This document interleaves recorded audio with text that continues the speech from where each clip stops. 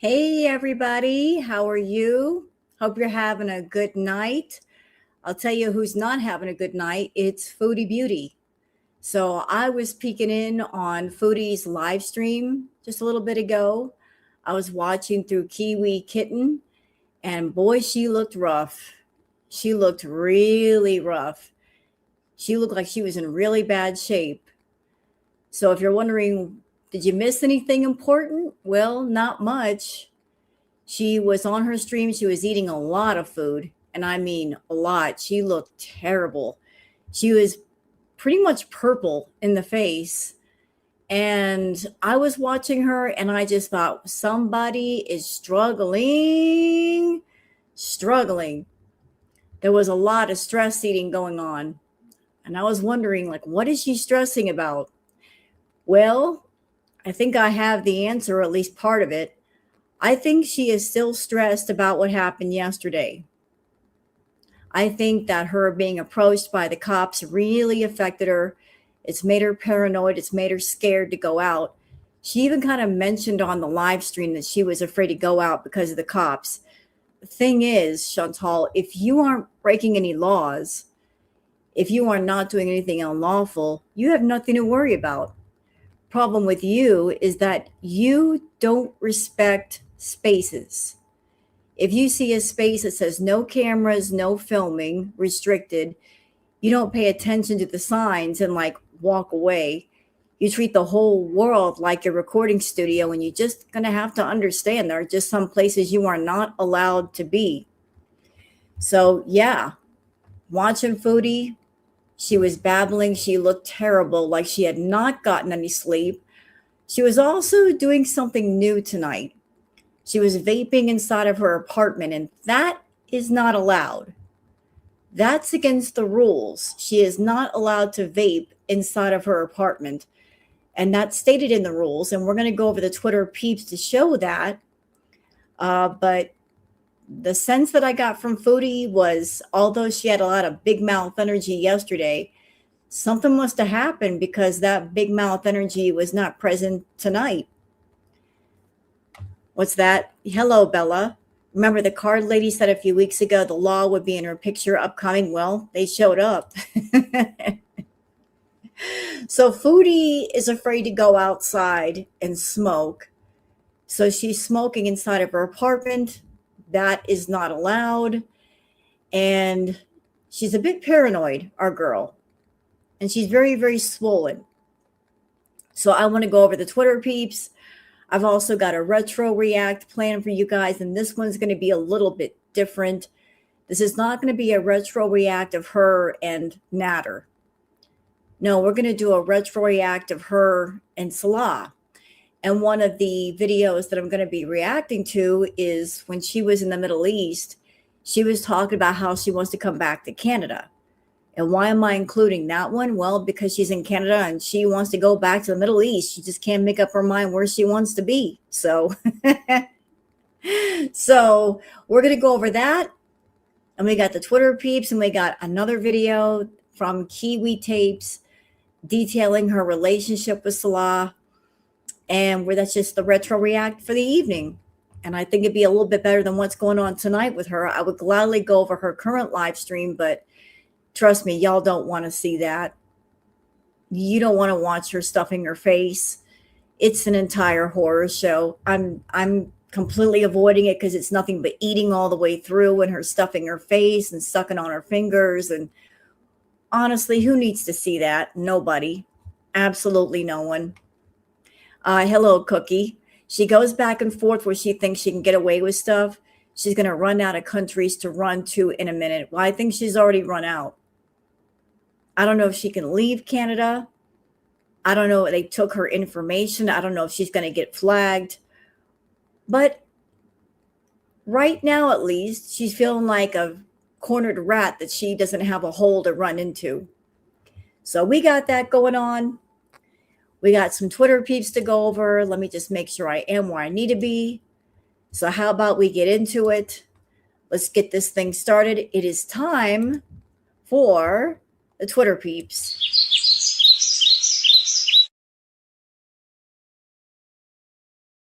Okay, it's time for the Twitter peeps. I got them all pulled up and we're ready to go.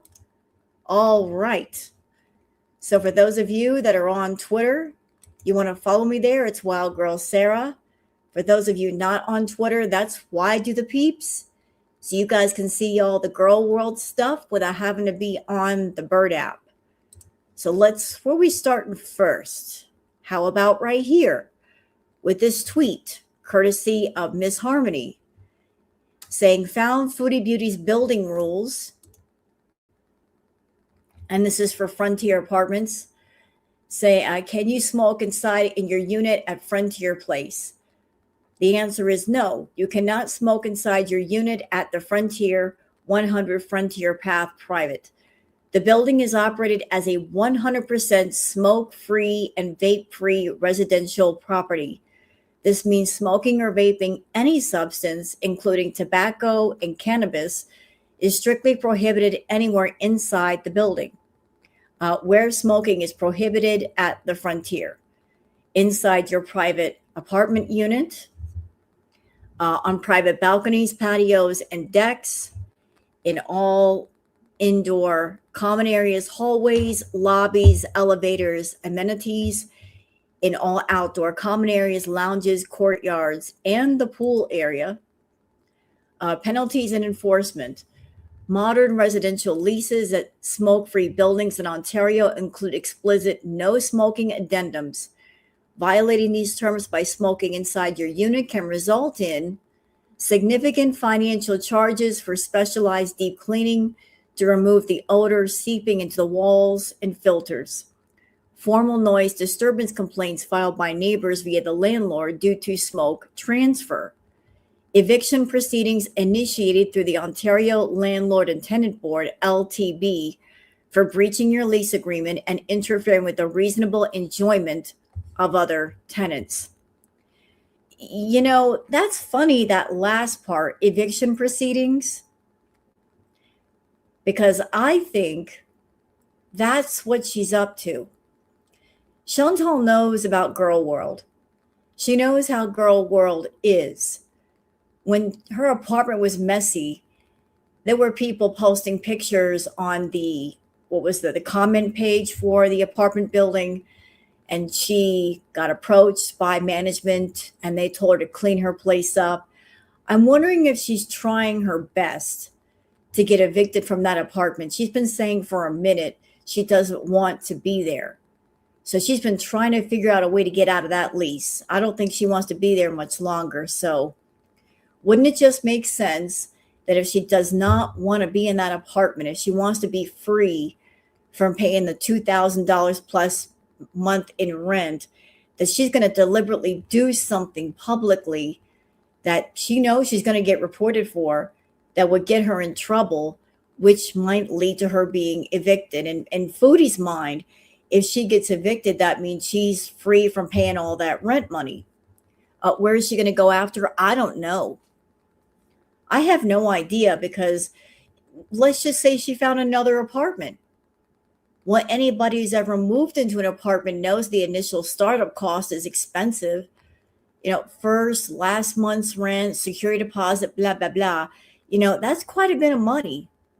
$2,200 in rent is expensive, but moving into a new place is more expensive because the initial startup. So I think, hello, Booger, I think she's trying to get out of that place. Like, she is really trying to get out of there. She's trying to be sneaky about it. She wants other people, I feel, to report her. And she thinks, oh, if they evict me, then there's no financial obligation. I beg to differ. Just because they evict you doesn't mean that you are off the hook, financially speaking. And if there's somebody else that was her co-signer or her guarantor, which I think there is a guarantor and a co-signer, they're going to be on the hook for money, and a lot of it. It's boogers. It's your boogers. Look at your boogers. It's boogers. Booger. Hi, baby. So, yeah. So she came on camera openly vaping in front of people when she doesn't have to. And I think she's doing it on purpose. There's a reason behind it. I think she's trying to get herself in trouble. She wants out of that apartment. She's trying to find a way to break that lease. Her name is still on the lease with a co-signer. How would she get another place? I don't know. But I think she's doing her doggonest to get out of there. I mean, we've heard her talk the last several months. She does not want to be in that apartment. She doesn't want to pay the rent. She wants out. Yep, she's openly saying F you. Yep. She wants out of there. And wouldn't it just track with Chantal? Whenever she gets in trouble somewhere, what happens, chat? Think about it. What happens when she gets in trouble and it's something legal? What is her first response? I got to get out of here, right? Remember when she was in Kuwait and she got in trouble with Pause Kuwait? What was her response? She had to run. I got to get out of here. I got to get out of here. So she got in trouble with the law. They took her information. They took her ID. So her response is, I got to get out of here. You know, the heat's too much in the kitchen. I got to get out of the kitchen. I bet they are watching her very closely. Well, she's on the radar. I think that she has been noticed. And she knows she just can't be running all through Ottawa doing what she wants. That now, whatever she does, she's on the radar. She has been noticed. Thank you, MN. Even if she's evicted, she will still have to pay to get out of the remaining months left on the lease. So when is her lease up? Isn't it up in October, November? So, okay, so we're going to have July, August, September, October. So $2,200 times 4, that's well over like 10, 12 grand. She's still on the hook for about 10, 12 grand. That's quite a bit of money. They're not just going to let that go. They're not going to say, oh, you've been here long enough and you're almost done with your lease in 4 or 5 months, so we'll let you go scot-free. Said no one ever. No landlord is going to let that go. No landlord is going to say, oh, you paid enough money. We'll let you out of the lease. It's fine. We don't care about that extra 10 grand. It's fine. Oh, no. Nope. They let you out early, even with an eviction. They're going to say, oh, by the way, on your way out, you have to give us X amount of money. So if she's trying to get out of that lease, and if she's trying to get herself in trouble to get out of the lease, that's going to be a big mistake. Her and Peeps are probably in talks with getting a place.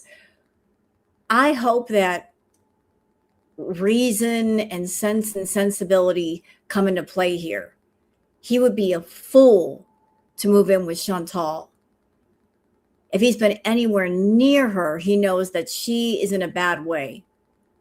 Best thing for him to do would be to leave well enough alone. Let her figure her own shit out. He does not need to be hooking his wagon to hers.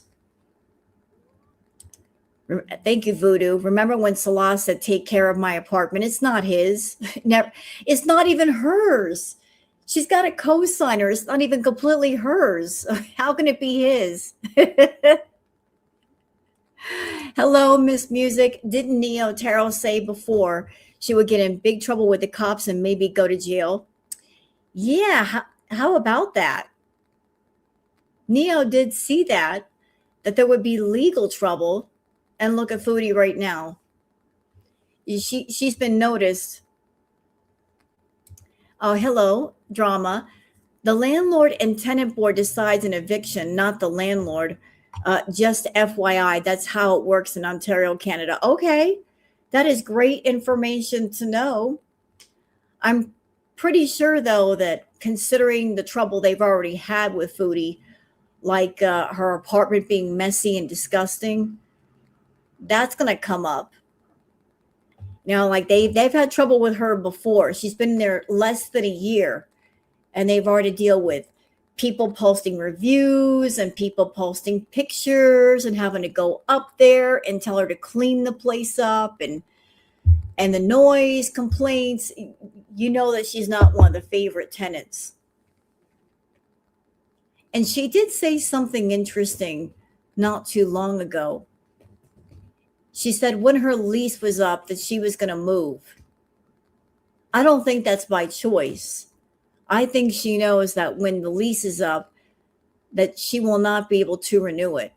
Maybe whoever the co-signer is, they told her, look, I'll co-sign with you for 1 year.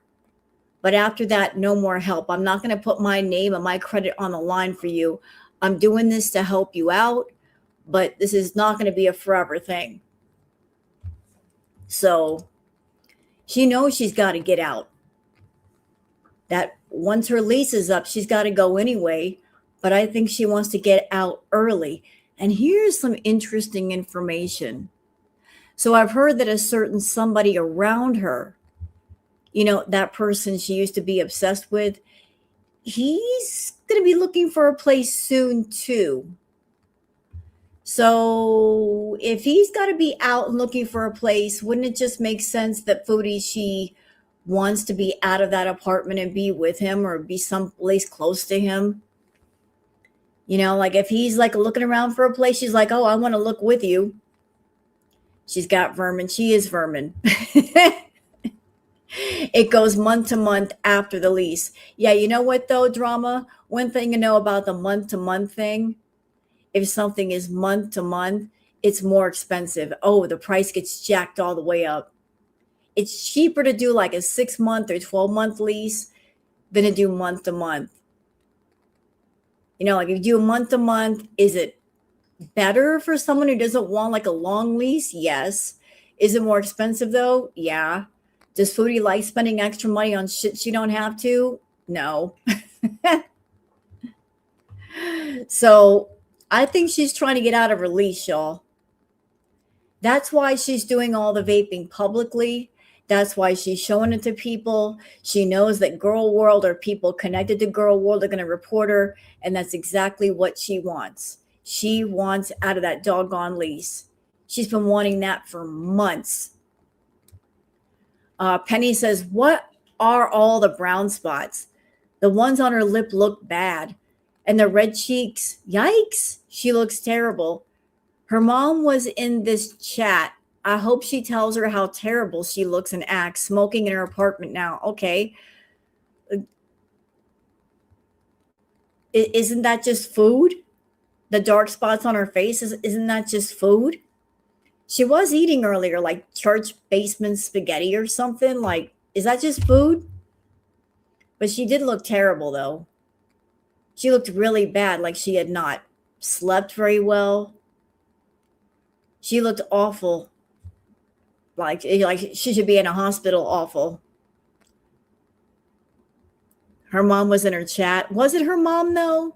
You can't really tell, like, if it's really her mom or her sister or not. So there's a picture of Foodie. This is what we're missing by not reviewing her live.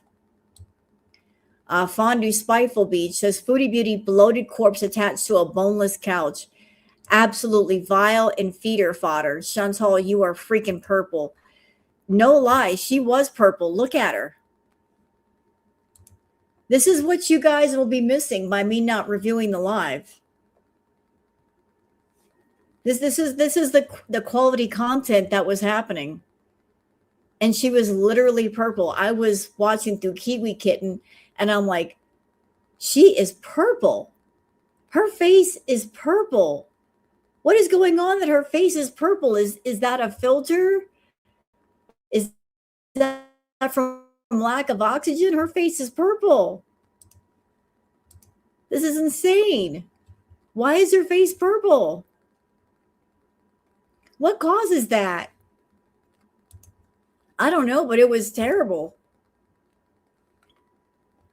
This is what she was doing. She was doing like mad stress eating.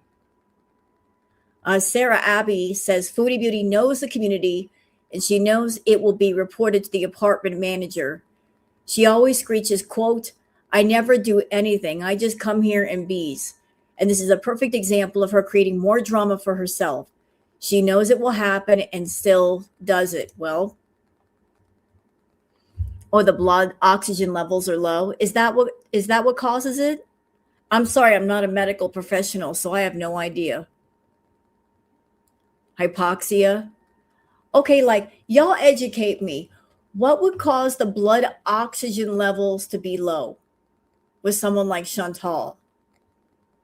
She's just sitting there eating her food. What would cause the blood oxygen levels to get so low that her face is purple?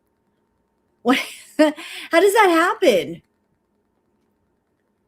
I mean, she's just sitting there eating. What would cause the blood oxygen levels to go that low? Is it just maybe like a heart condition that causes that? Or like what happened? Heart and lung disease is diabetes related. Congestive heart failure. Well, obviously she don't care. Neuropathy. Lungs can't function properly. Vaping when she has asthma and COPD.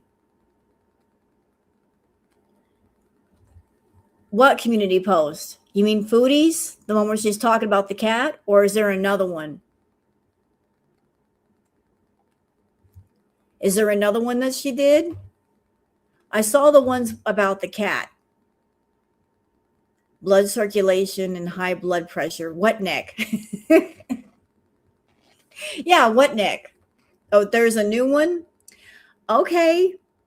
Let me see what's doggone it, Foodie. Go to bed. Get some sleep. You look terrible anymore. Like you haven't slept in days. Go to bed. Why are you still up? Let me go see what she said. Oh, okay. Y'all want to see what's going on here? Let me show you. This is what she put. She goes, "Hi, Beezers. Can I please ask that we tone it down a bit when it comes to vulgarity in chat? I didn't want to say anything, but I find it kind of gross. And I know I can also be gross, but I think we should maybe find other things to talk about, LOL. It may not be the most appropriate either. Sorry, I felt this way for a bit, and I try to just act natural and join in, but I think sometimes it goes too far and too TMI. Thanks." Are you fucking kidding me? Are you serious? She did not just say all that.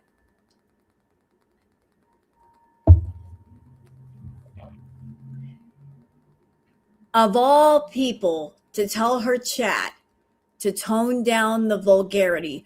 Are you fucking serious, Foodie? Are you kidding? Ma'am, you sit there on that couch, you burp, you fart, you're gross. You sit there and you pick your nose, you pick your boogers and you eat them. You're nasty. So because you're nasty and you're saying very inappropriate things, your own chat, they're taking their social cues from you. If you're vulgar and disgusting, then they're going to be vulgar and disgusting. And the more vulgar and disgusting you are, the more vulgar and disgusting they're going to be, because that's the environment that you have created. That's the ambiance.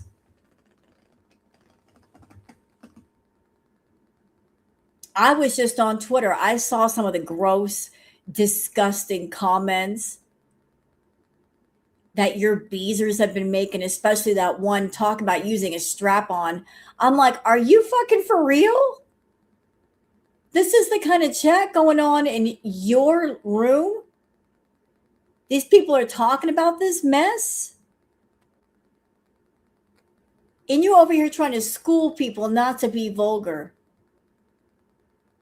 Before you come at your beezers and shake your finger, really you should be shaking it at yourself. Because it's your fault. People take their cues from what you do and what you say. And if you're a gross, nasty bitch, then they're going to be gross and nasty too. Over here telling people, can we tone it down? You know, the thing is, she's making this community post telling people to tone it down, and the next live stream she's going to do, she's going to be high off her rocker, and she's going to be talking about gross, nasty, over sexualized things, which is going to make her beezers talk the same way. You can't sit there and shake your finger at people and then come on camera and you're high as balls and you're saying inappropriate things because you're nasty. You are nasty. You stop being nasty, they'll stop being nasty. But they're not going to stop being nasty as long as you are. They're just following behind you. Hello, Billy. The nerve of her telling people, "Can we tone it down?" You go first. Miss Harmony says, "This is excellent information that I researched regarding the laws of filming on private property. Foodie Beauty Police Stop warns her subscribers hate threats and what you can do about it. Please share." Okay. Miss Harmony says, "Foodie Beauty finally faces the consequences. The police stop and law breakdown. Please share." Okay, I'm sharing it. Let's watch. Just checking out the surroundings. And just so we're all clear, 1,000,000%, this gentleman right here was an undercover. This gentleman right here was an undercover cop keeping his eyes on Chantal. He was scoping her out. And when she tried to cross the street in that scooter, he was like, I'm standing directly in front of you, so you can't go anywhere. Oh, police. Right? What? Okay. Just want to make. And I think that's part of the. Oh, and he's got a camera. Look. My boy's got a camera. And one of my viewers said he also had earpieces. He was wired for sound.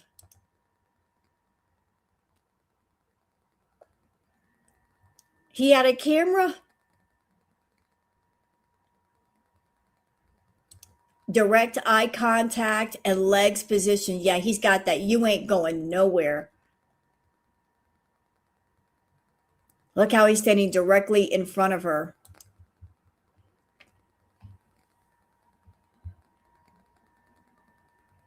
He's got the black earpieces in too. Yep. He was ready. He was ready.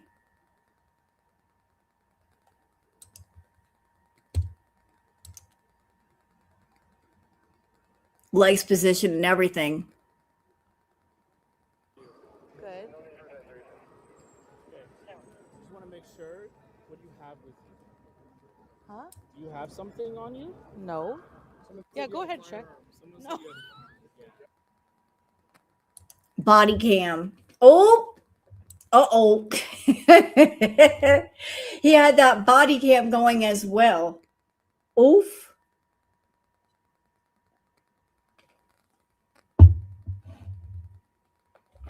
Back it up. Back it up where? Would you like me to back it up? Okay, I'll back it up. Okay, hold on a second. Oh, I'm all over the place. Excuse me just one moment. Let's okay, we'll back it all the way up. Just checking out the surroundings. Okay, so there's a gentleman again that everybody thinks is an undercover or plainclothes cop. Oh, police. Right? What? Okay. Just want to make. Yep, and he had a camera.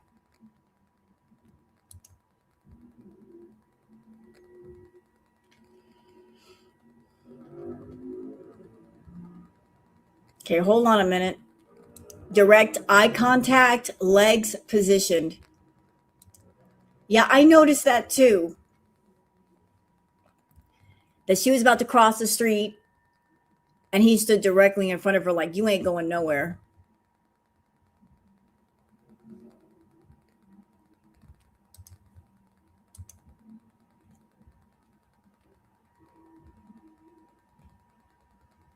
Okay, we're moving forward. Good. Okay. Just want to make sure what you have with you. Huh? Do you have something on you? No. Someone Yeah, said you go had a ahead, check. Someone No. said you had Body cam.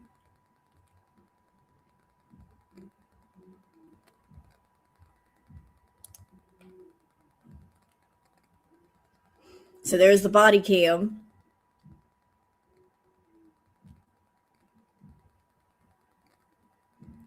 I'm on live, so people are trolling.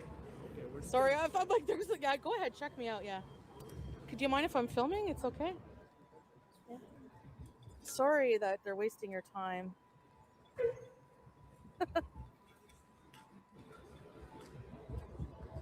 Oh yeah.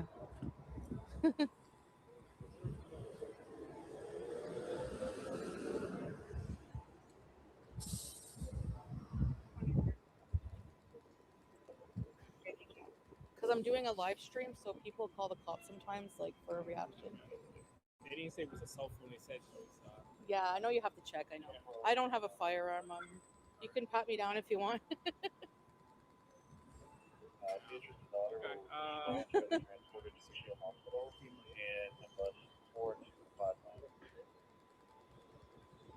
just gonna get a female to search you. Sure. Okay. Yeah, that's okay. It's just trolls, but We just have to make sure yeah, I know. safety and this is the call we have, right? Yeah.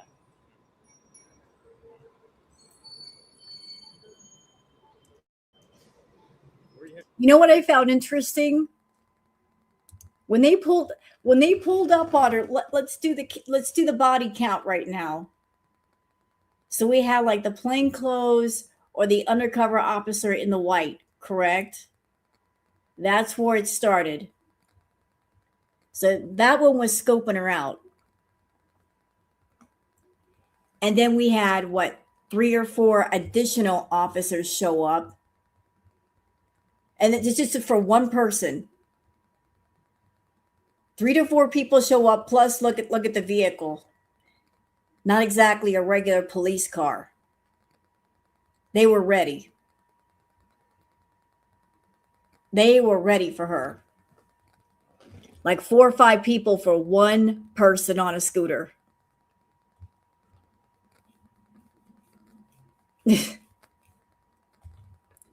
I still say the guy from security was from the CSI building. I wouldn't doubt that. It could have been. Because remember when she went to that building and when she was, you could hear like an alarm or a bell going off. That big stupid idiot was ringing the front doorbell like she was expecting them to let her in, making herself known. Hey, I'm Foodie Beauty. Let me in. They were like, who the hell is this? Why are you here? Why are you ringing our bell? This is a restricted area.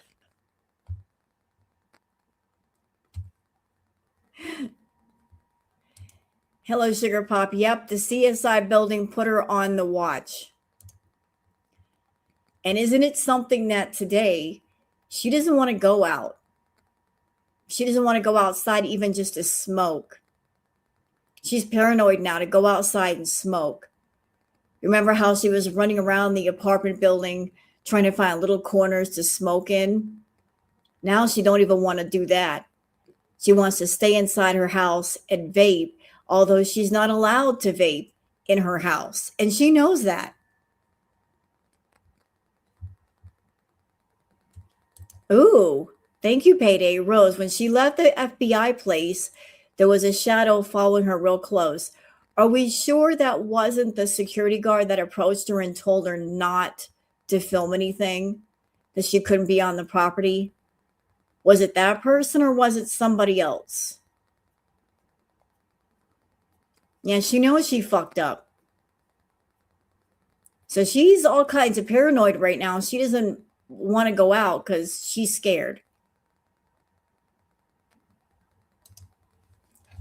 People just like my personality.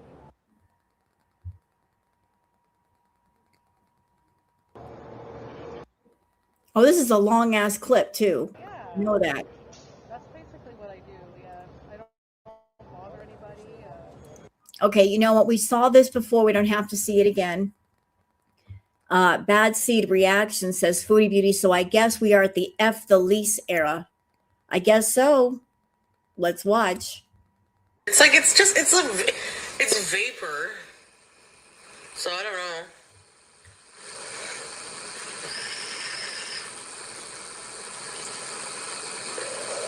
You know what, Chantal? I've never had a THC vape. If there's anybody in here that has ever smoked one of those, question: when you smoke from one of those, does it leave a scent in the air? It's a green vape. It's not nicotine. It's a green vape. I smoke like the nicotine vapes, but if you smoke the green vapes, it doesn't leave a scent in the air. Yeah, the vape smells. There's no scent at all. Well, I'm confused. Some of you are saying there's no scent. And some of you are saying there is.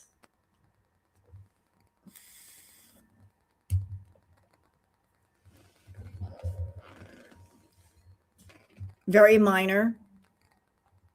Well, you know what? I don't know what kind she's smoking, how strong the vapor is, how long the scent lingers in the air, but one thing I do know about living in an apartment building, you live in an apartment, sometimes the things you smoke or the things you cook, that can filter over into the next unit.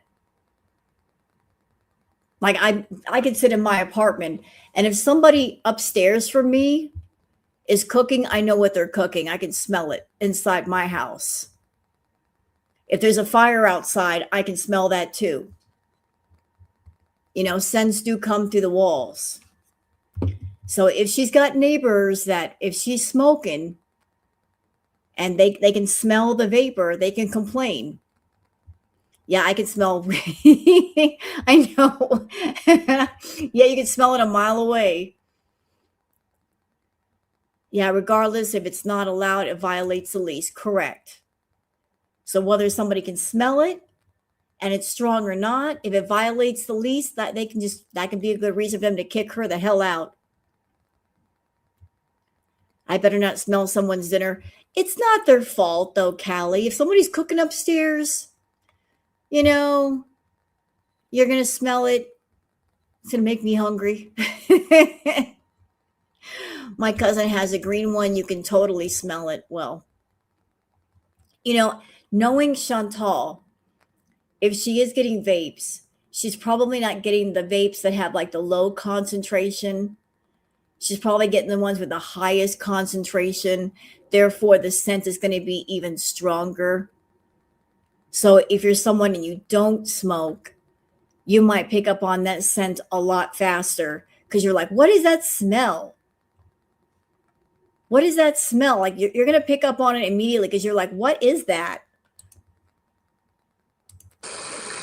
It's like it's vapor. So I don't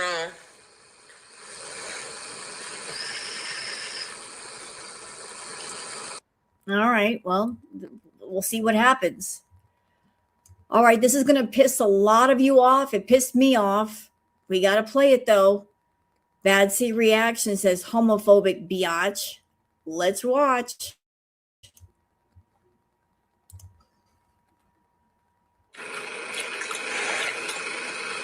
I don't really like the word gay either, though. Do you guys?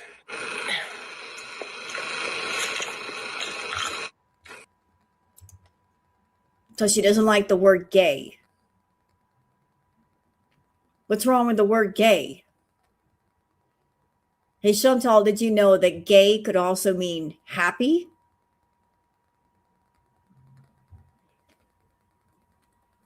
Gay is another word for happy. But she's all of a sudden, I don't like the word gay. Why not? Why not? What's wrong with the word gay? I see nothing wrong with the word gay. She's so foul. Hectic Moment says Foodie Beauty is trying to do a creative interpretation of how she's going to look laid up in the hospital after having a massive stroke from her uncontrolled blood diabetes and crap diet and massive size. Not trying to be a butthole here, but she is going to suffer some kind of catastrophic health event at some point. Plus, she acts like this on a public stream and make a complete fool out of herself. So we're allowed to comment and shitpost.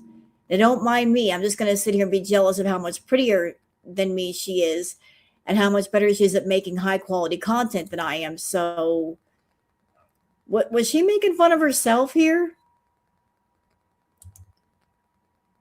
What is all this?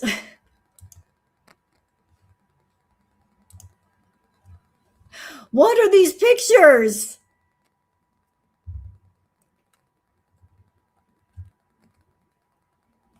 What are you doing, Foodie? Does she want something medical to happen to her? Yeah, it's so bizarre. Very strange she is. Ron says she knows she's not supposed to be vaping in her place. Queen Jellybean says, hey, Foodie, you're 42 years old.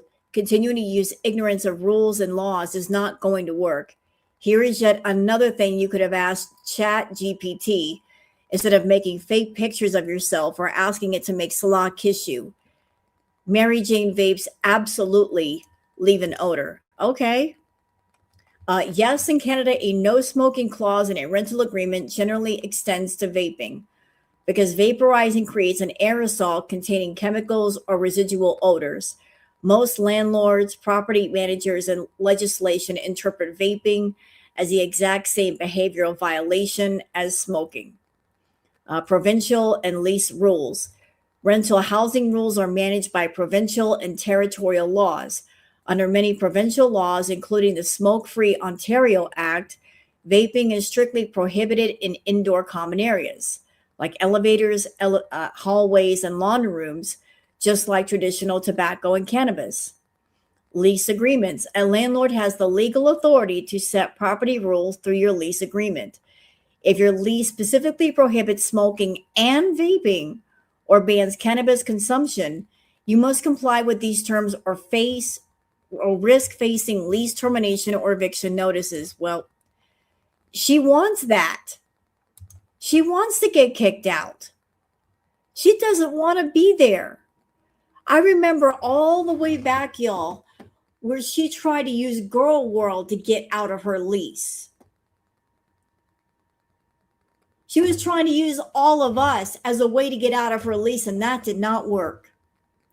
Remember when she moved in and she was like, oh, I can't show you guys the apartment. And then all of a sudden she showed us the entire place. She showed us the house number, even her mailbox number, all that. She wanted people in Girl World to harass the apartment building just so she can say, I've got people who are stalking me as a reason to let go of the lease. And that did not work the way she wanted it to. So now she's trying again. Mo translates as coughing bees.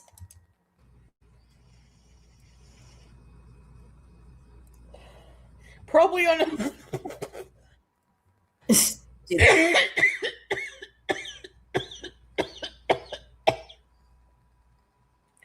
Probably on yoga recovery. I'm going to ask a stupid question. Why does she continue to smoke things when all it does is make her cough like this? She smokes the green, she coughs her head off. She's smoking a vape, she coughs her head off. Why continue to smoke? She doesn't even really inhale. She can't. So why smoke things? Why not just take like light edibles or something? The green vapes hit hard. I'm sure they do. Like, just why not just stay away from things where you're smoking things if you can't properly smoke? Yup Yup says, still so desperate to be a mother. Foodie, calling your cats your babies, calling Salah dad, wanting a stroller to parade your daughter around. But didn't you, in fact, have 2 babies years ago, allegedly? What happened to them? You'll never be a mother, Foodie. Live with it. So she's posting old pictures of Julia. Is that what we're doing? And she's posting the original post when she found BG. That is not BG. Y'all seeing this picture? That is a listing for a Savannah cat, but that is not BG. Look at it. That's not BG.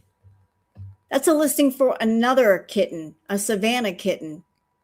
But that's not BG. BG is not a Savannah cat. Why is she using that listing?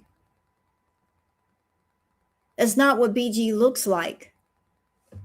Can I enlarge it? I'm sorry, that's as large as it's going to go. I don't know if I can't make it any larger. But that's not BG. We're trying to say, oh, look at my babies. Like, Shenanigans is Chantal's latest community post. Let's see if I can blow it up. So, okay. This is what BG looks like. But look at the way the kitten looks over here. Looks nothing like BG. I'm not on my phone, though. I'm on a computer. But trying to act like my cat's a Savannah cat. No, the fuck it ain't. Peopleville says, it looks like someone has been reading Twitter X and trying to cover their bases. Their butts. Okay, so let's rewind a little bit. Remember how that person, Dill, was in Chantal's chat and was making threats towards the FFG, saying they were going to burn her, going after garlic bread and all that. And then there were pictures of Dill, and the person making the post looked very, very young. Well, look here. Dillard says, people think I'm a Hungarian TikToker named Lavusha, and I looked it up and I look nothing like him whatsoever. They're mindless idiots and take everything we say too seriously. We joke and chat. Nina obviously isn't my mom. My God, this idiocy never freaking stops. Get a life, weirdos. I'm ready to bees. Dillard also says they take one message out of context and run with it. I was roasting FFG and Gucci and said I literally burned, as in a burned insult, them alive, and they took that as a verbal threat. With no context, that's what it looked like. Stop being so freaking dense and crafting false narratives, you lurkers. Leave and let us bees in peace, freaks. I guess swatting Chantal wasn't enough drama for them.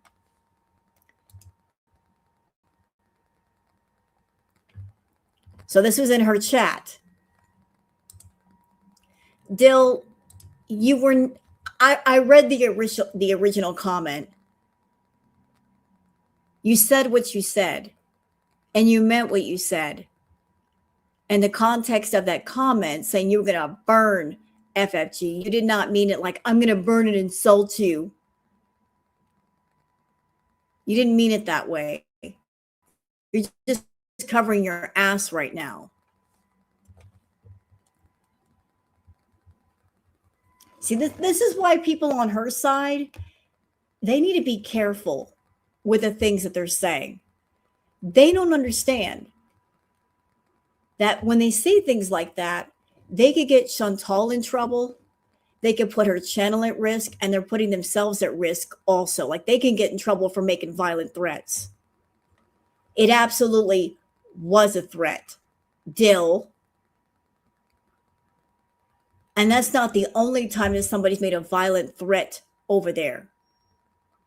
See, this is what I'm talking about. If you're a content creator like Foodie, you're coming on camera and you're acting like Billy Badass and saying you're going to beat people up and blah, blah, blah, you're spouting off all that hate, then people in the chat are going to play monkey see, monkey do. You're a content creator. If you're putting out violent vibes and talk about you're going to beat people up and I don't like this person or I don't like these people, then people in your chat are going to follow behind you. And they're going to start saying violent stuff. And they're going to back up your vibe. Even if your vibe is wrong, they're going to back it up. So it's like anymore, Chantal, she's trying to act like Billy Badass. So people in her own chat are acting like Billy Badass. And, oh, I'm going to beat somebody up and I'm going to do this and I'm going to do that. Y'all need to calm down over there. There's nobody in girl world that's talking like that. No one is making threats on this side. All of the threats are coming from Chantal's side. And those of you that are beezers, if you care about being beezers and if you want to have a place where you can go and beeze with Chantal, you'll watch your mouth. Or not. You won't watch your mouth, and then when her channel disappears, then you'll wonder, what happened? Well, what happened was y'all got stupid over there. Fondue Spiteful Beach says, Foodie Beauty Killiam tweets, you allow vaping at Frontier Apartments. You have a resident streaming on live from the 19th floor vaping. Yep. With pictures. With pictures. Just letting herself be filmed.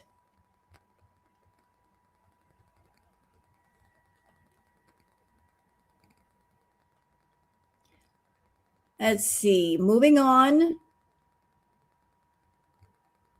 Doc Remy LeBeau says, the fugitive from the local Ottawa justice is live on Kick. I'm not clipping live unless something crazy happens, but I wanted to let y'all know she's looking rough. Yeah, this is how she was looking in the live.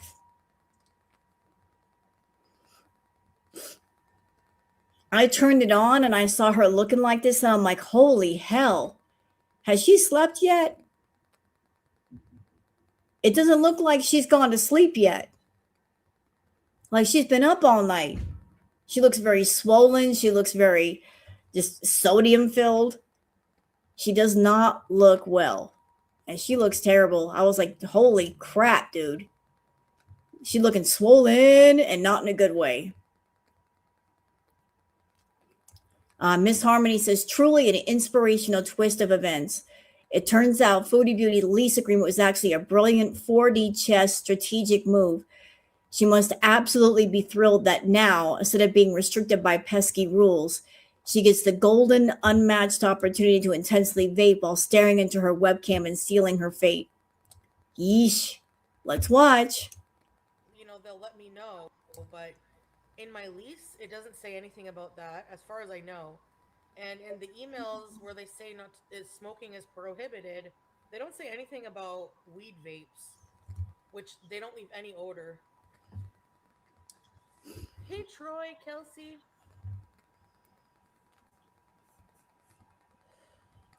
She's like, they allow it as far as I know. Well, we know how you are about doing your homework. Maybe instead of like smoking the vape, maybe you should find out before you smoke the vape. But you're one of those dumb people that you'll do something and then ask questions later when you should ask questions first. Smoking always includes vaping. Actually, you know what? I'm living in this place and it's not true where I live. I can vape in here. I just can't smoke. If I want to smoke a cigarette, I walk outside. But vaping, they're okay with. They're okay with vaping over here. But her building is a bit different. Yeah, I'm sure they'll let me know.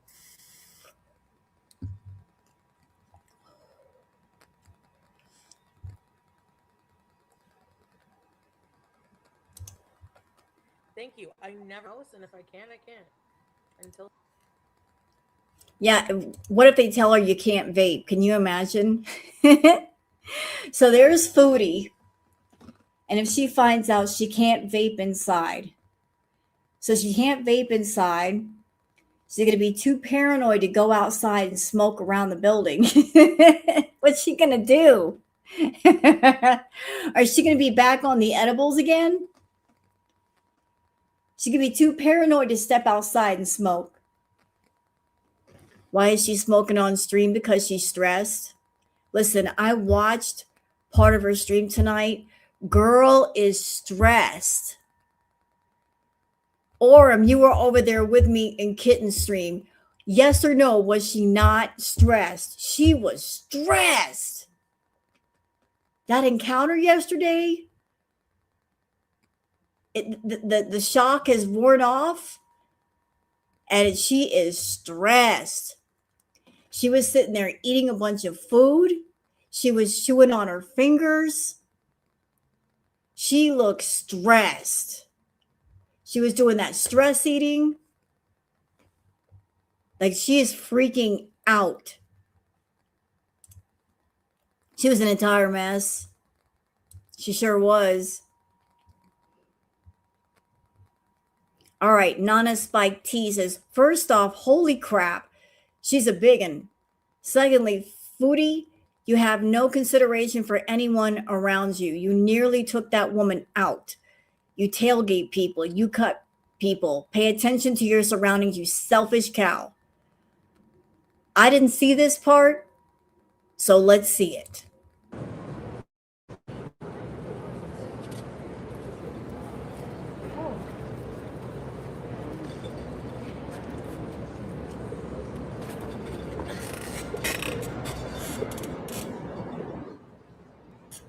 Okay, now pay attention to the people behind Chantal.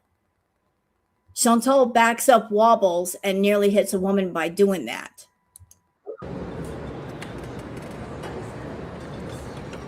Yep, see? She nearly backed into somebody. She wasn't even like looking behind to see, is there anybody behind me? Can I back up safely?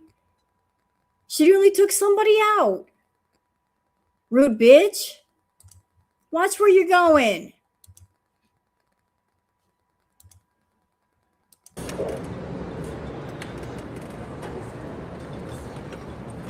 Yeah, almost. She almost clipped her. She took the beeper off of the Wobbles because it was really noisy inside the apartment. But she's not looking behind to make sure there's nobody behind her. She's like, oh, I'm here to make content for somebody. They should get out of my way. I'm gonna get you.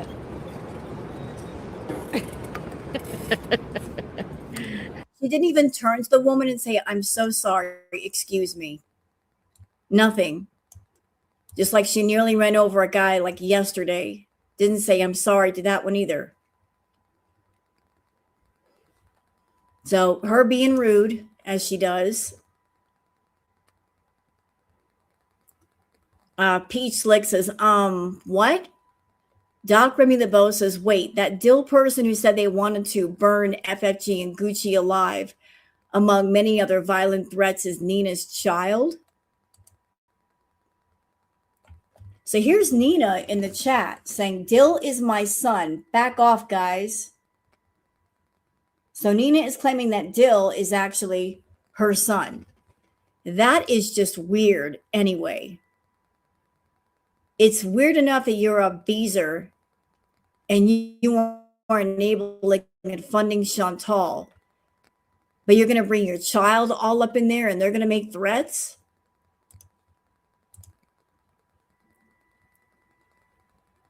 Melee says, what, for real? Nina says, yes, ma'am. And that's Dill.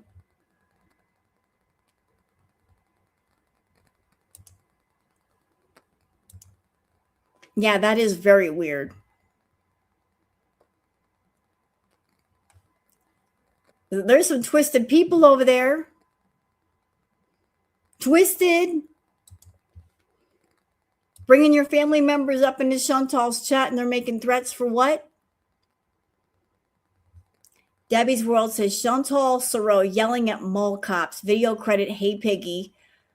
Foodie Beauty, totally different persona than the Foodie Beauty you rolled up on yesterday downtown. Well, there's a reason. Because in this clip, she's talking to mall security. What she was talking to yesterday were actual police officers that could have hauled her ass to jail. That's why she didn't have that same big mouth energy for actual cops. She has it for security, but not for cops with a badge. But here's this big mouth energy that she had for the mall cops. Ignoring me. Can someone look up the law? Do they own the public parking lot, or am I allowed to be here? This is good content, honestly. Am I allowed to be here? Does anyone know? No, seriously, I need someone to Google it. No, they can't trespass me and ban me. I'm not filming. I left when they told me to. Yeah, they may own the car park.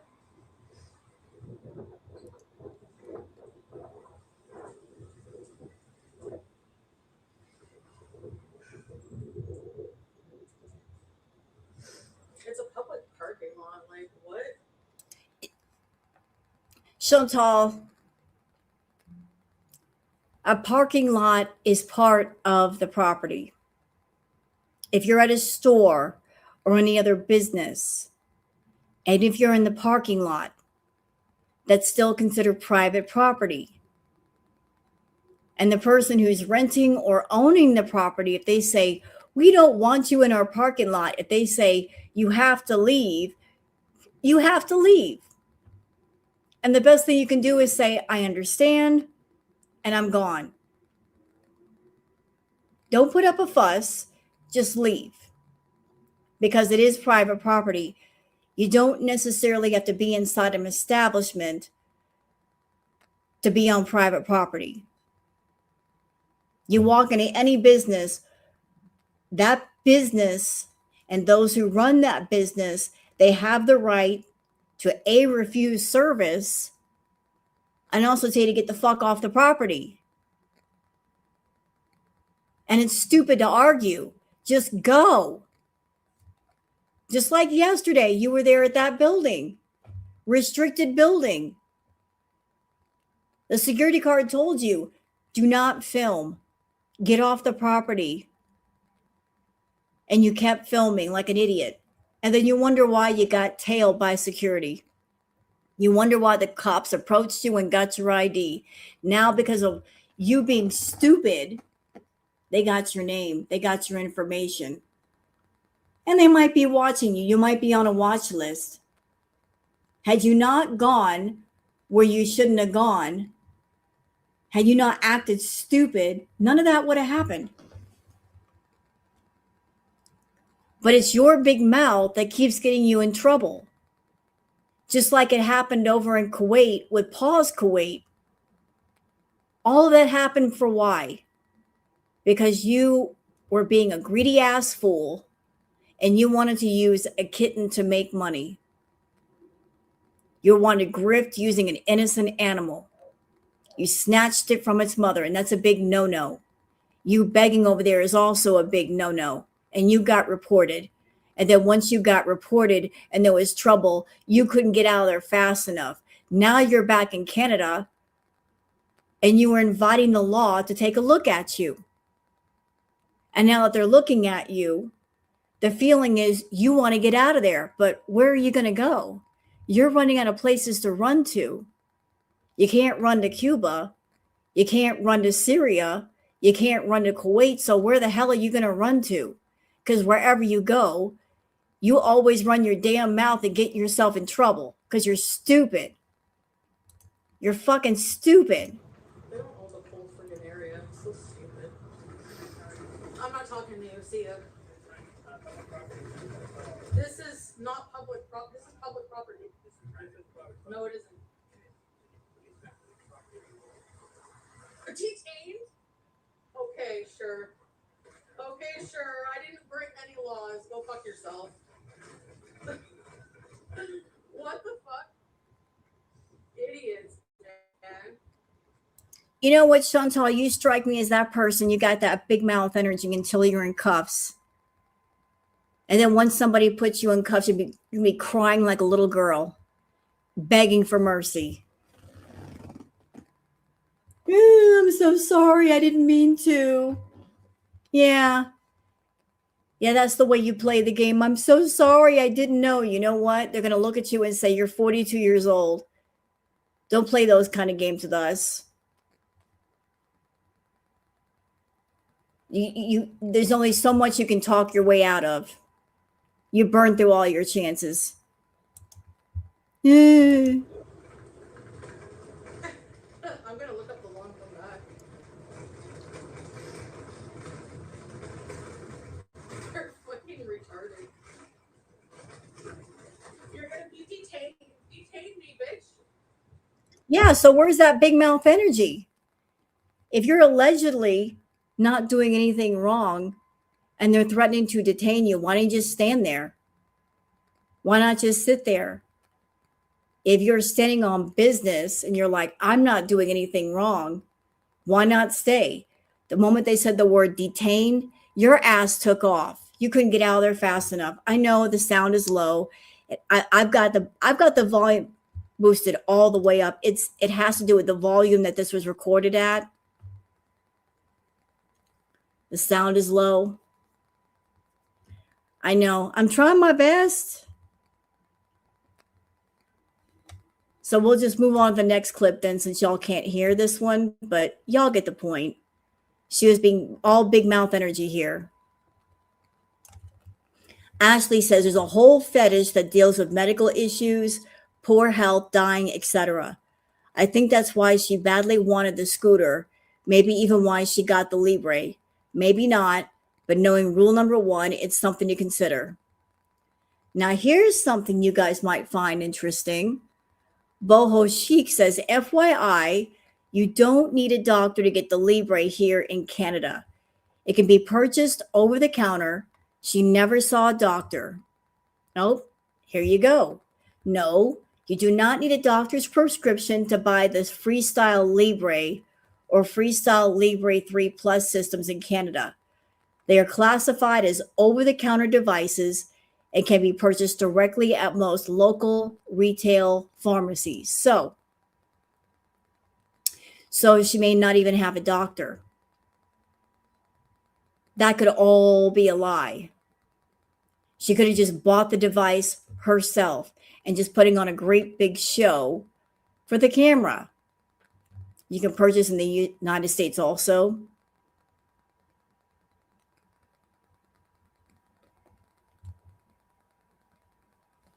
So she might have just got that for some kind of medical fetish feeder freak. So there might not even be a doctor. All right. So Nicole says, wow, Foodie Beauty, even Google's AI knows what a mess you've made of your life. Albeit this is a strictly financials. I didn't feel like getting into the medical side. We all know that's a train wreck as well. So, all right. While exact tax documents are private, community tracking and recent accidental financial slips suggest Foodie Beauty, Chantal Sereau, currently makes an estimated $3,000 to $5,000 per month across all of her streaming platforms. This is a significant drop from her peak YouTube era years ago when she openly bragged about making up to 20 grand a month. Her modern income is a patchwork of kick streams, dwindling YouTube views, and direct fan donations. Dwindling YouTube AdSense views, then versus now. YouTube used to be your primary gold mine. However, multiple channel terminations, community guideline strikes, and a heavily shadow banned algorithmic presence have severely choked her ad revenue. Current value, with her daily views averaging a fraction of what they used to be, her direct YouTube ad payout likely pulls in about $1,000 to $2,000 a month. The kick moved subs and direct tips. The payout split. Kick features a highly generous 95-5 subscription revenue split, meaning she keeps roughly $4.75 of every $4.99 subscription. Viewer subscriptions. Because of her average live viewership fluctuates wildly, and she relies heavily on a smaller core group of dedicated hate watchers and fans, her Kick subscription and direct tipping income is estimated at $1,500 to $3,000 a month. The KCIP factor. She does not currently have a known premium corporate contract under the official Kick Creator Incentive Program. Let's see. The accidental income reveal. In mid 2026, Reaction Channels heavily analyzed a live stream where Chantal inadvertently pulled up and discussed official paperwork regarding her medical and prescription drug deductibles. Internet sleuths calculated the exact income brackets required to qualify for these specific government insurance copays, which heavily corroborated that her current actual net earnings sit squarely in the low to mid 40 grand annually. Well, that was a lot. But see, the thing that AI cannot calculate is all the money she gets on PayPal. That's basically where the majority of her income is coming from, is PayPal. So that's not being figured in. You know, like her the hidden income.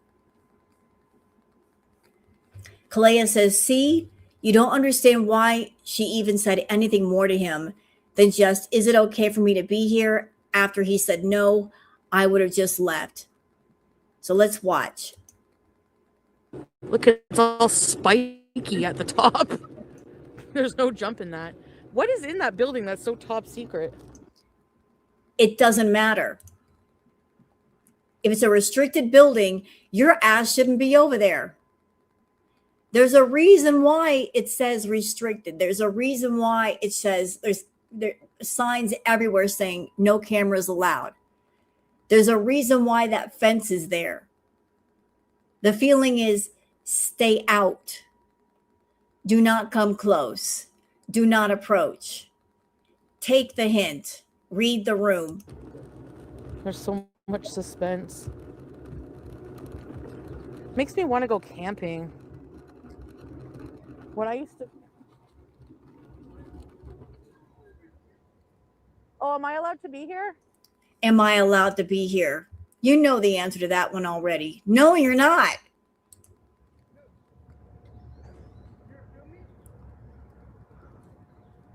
I'm just going for a ride. Is this a public area? No. Oh, this way too? Aw. Walk it, but not to people. Yeah, I'm just on a live stream showing people around. Why?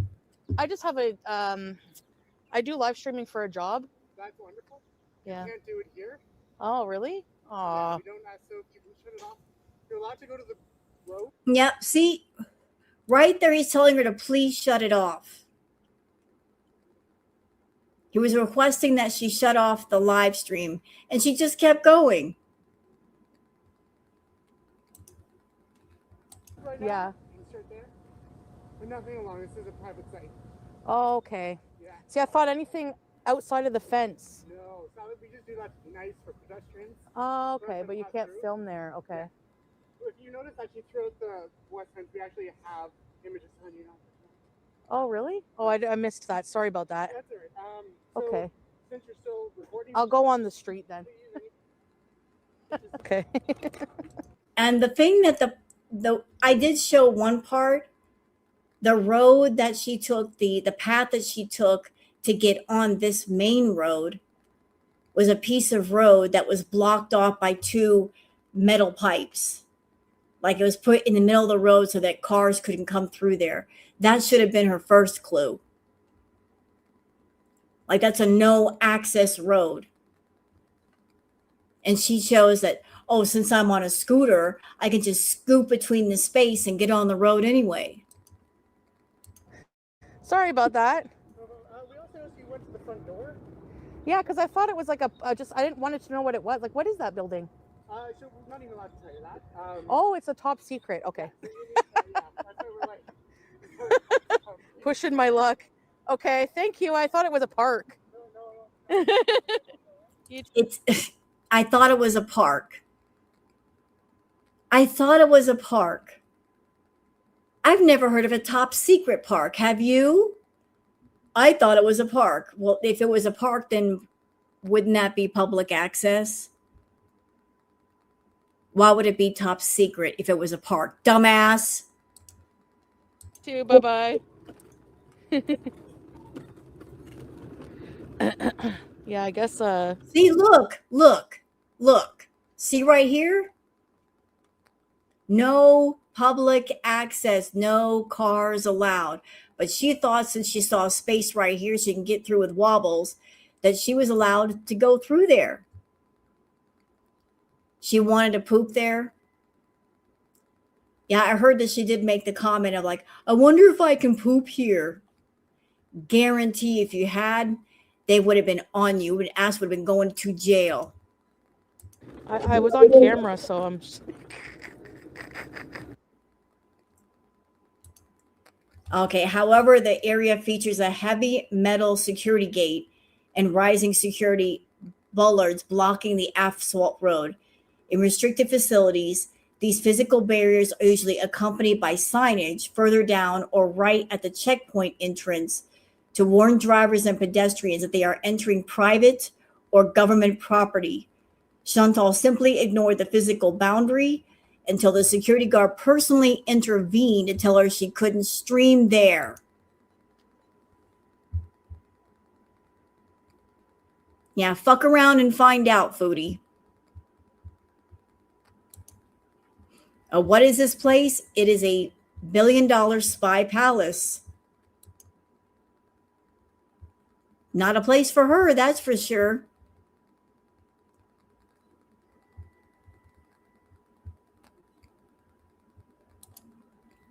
Is officially budgeted at $880 million, but likely costing $1 billion. That's where she was at. It looks beautiful inside. Not a place for her, though.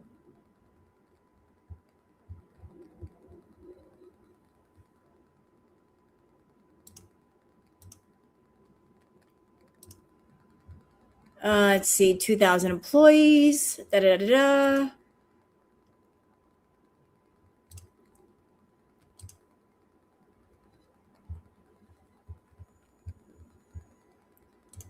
There was stories about it. So that's where Chantal tried to go to.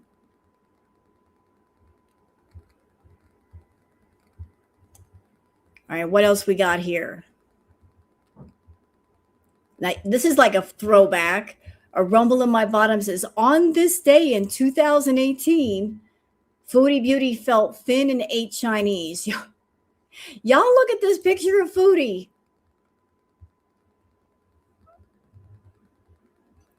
Look at how she looked then.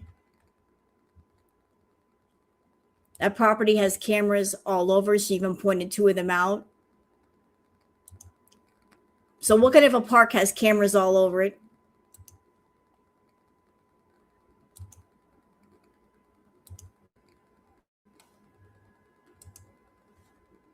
She's so stupid.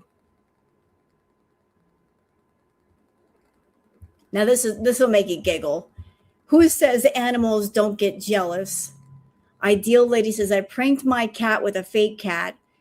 You won't believe what happened next. Oh no, the jealousy is real. Watch this.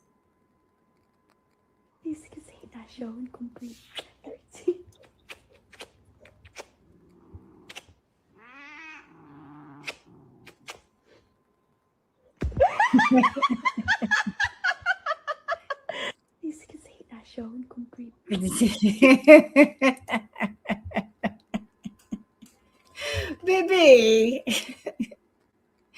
Animals do get jealous. They're like, what is that thing in my mother's arms that it should not be there? Let me just take care of that.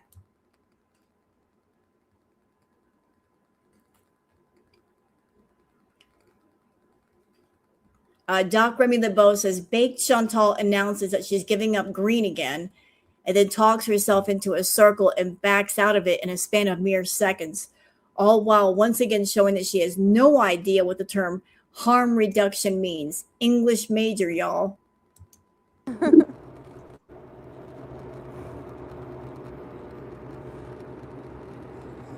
Oh man, a nashi would be so good right now. You're right. The weed takes away the nausea from the Ozempic.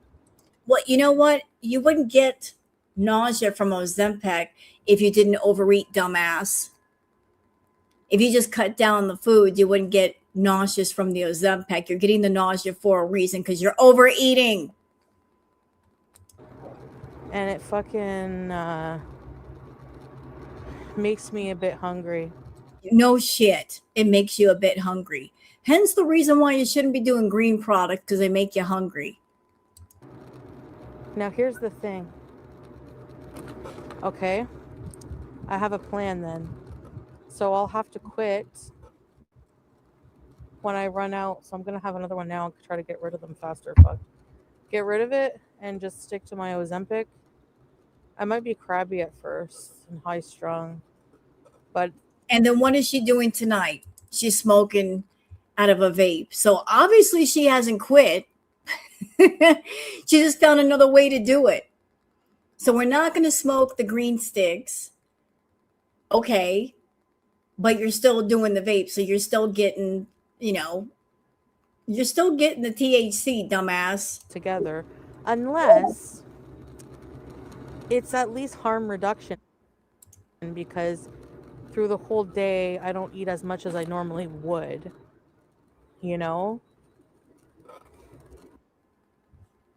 Foodie logic. It's not logical at all. Doc Remy LeBeau says she's been hiding the bottom half of her face during her bee moment. She finished the cheese and almonds, is now putting down a bag of pretzels. That glucose alarm is going to go off tonight.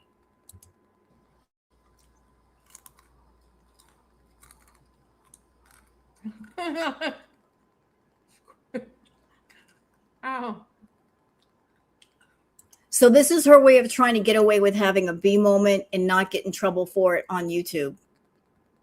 Let me just hide my mouth. You can hear me eating. I just can't show it to you. Got it. Oh, combos are so good. The pizzeria ones. No, I got a stir-fry strawberry. I don't know what's going on with her these days, but she's been going to town on that food like nobody's business. Even Neo was picking up, like, she is endlessly hungry. And I think the reason for that is because of all the green usage that is supercharging her food addiction like nothing else. That's why she shouldn't be smoking. It's just making the problem worse.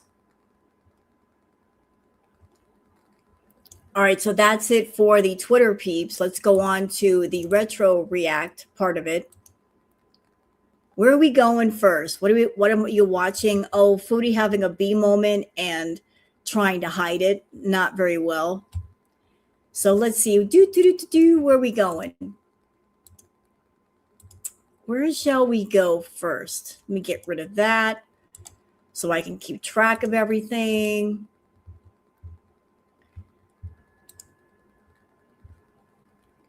Let's see. Where'd it go? Did I get rid of it by accident? Okay. So this one's from the Kiwi tapes. So credit to the Kiwi tapes. And again, this is like the retro part of the stream. Got a couple of videos that got lined up.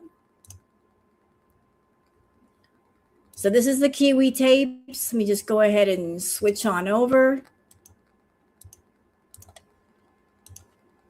And this one's called Foodie Beauty is Falling Apart, and it has to do with Salah. With her new boyfriend. Well, after finding themselves in some controversy involving a cat, they would have to flee the nation, eventually finding themselves in Syria.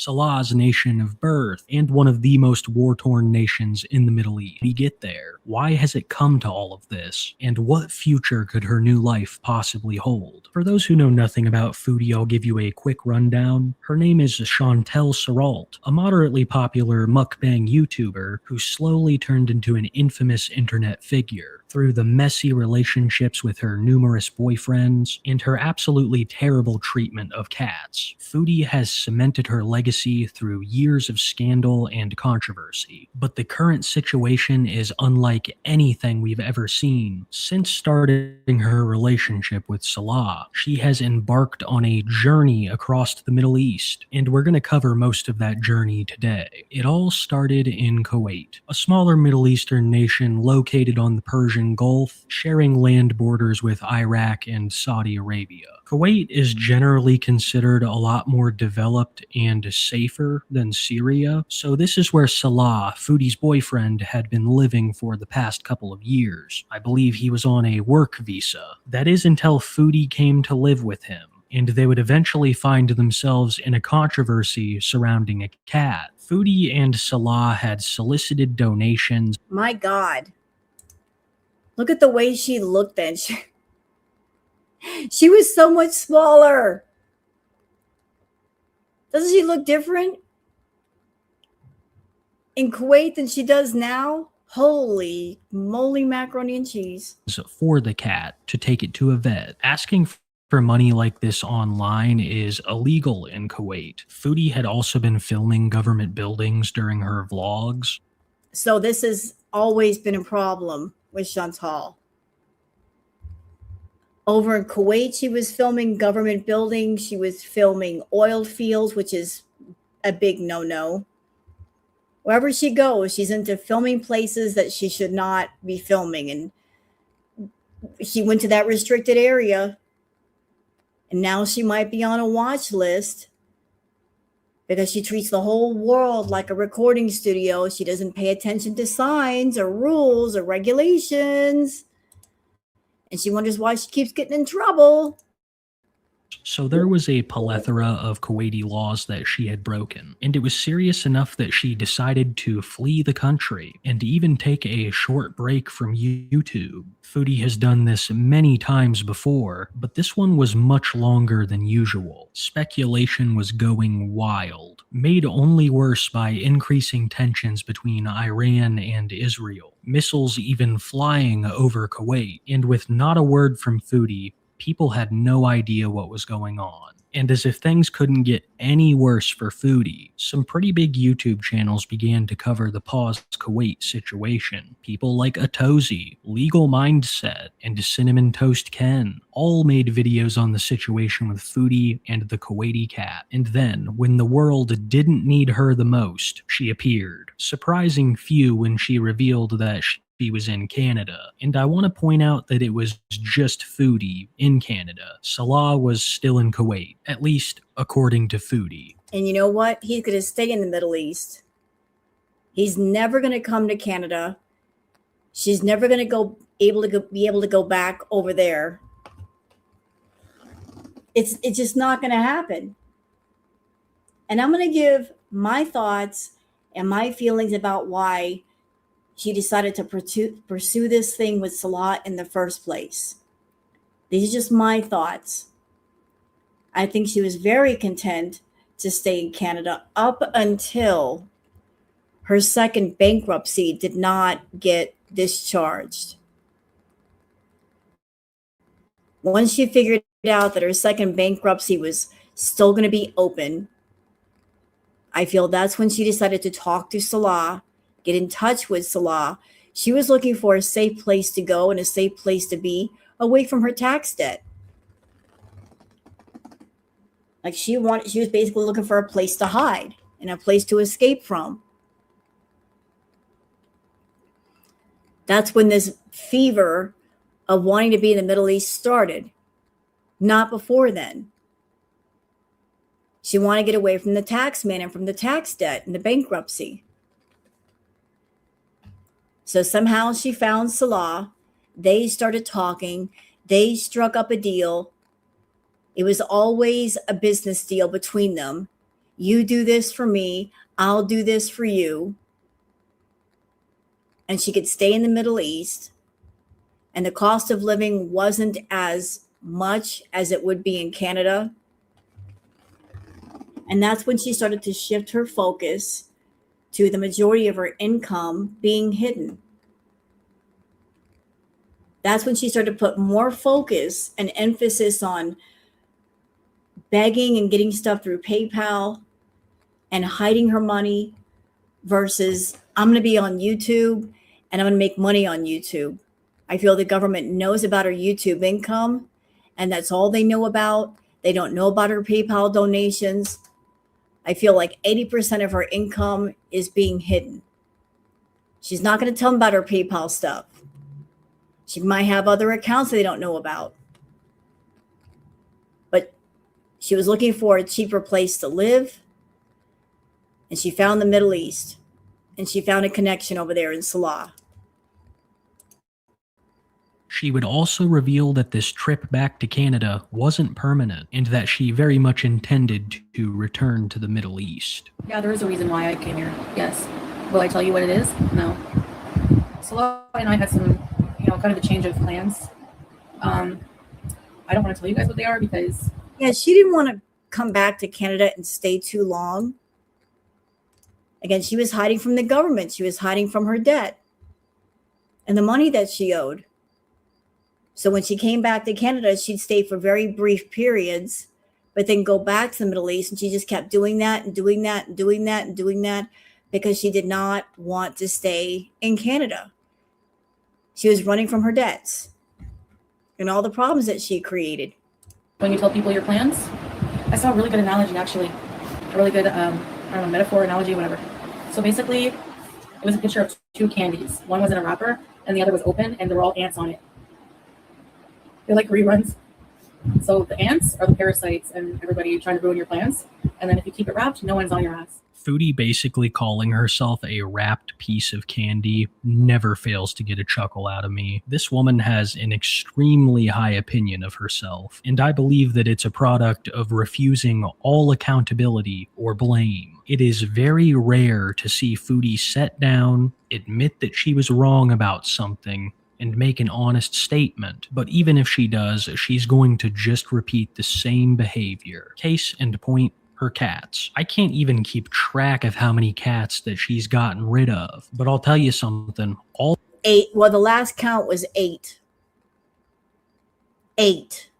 All of those cats are lucky to no longer be in her care. There is an absolute mountain of evidence to substantiate this, and it has been one of her biggest points of controversy in her entire career. So I'm sure that it's going to come as a shock to few that while in Canada, Foodie would get another cat, naming it Smokey. Little did she know that Smokey was a baller OG. He absolutely despised Foodie. This cat would go everywhere and spray things. Foodie's furniture, her food. She didn't even know that Smokey was spraying. She always thought it was so funny when he did that weird little thing. How in the world could she not know that Smokey was spraying? Anybody that's ever been a male tomcat knows that they spray. And when they spray, you know it. Because it stinks. You can't, and there's no way to get that smell out. If they spray your furniture, if they spray your carpet, you can't really get it out. You might as well just throw that item away. The smell is really, really strong. There's no mistaking it.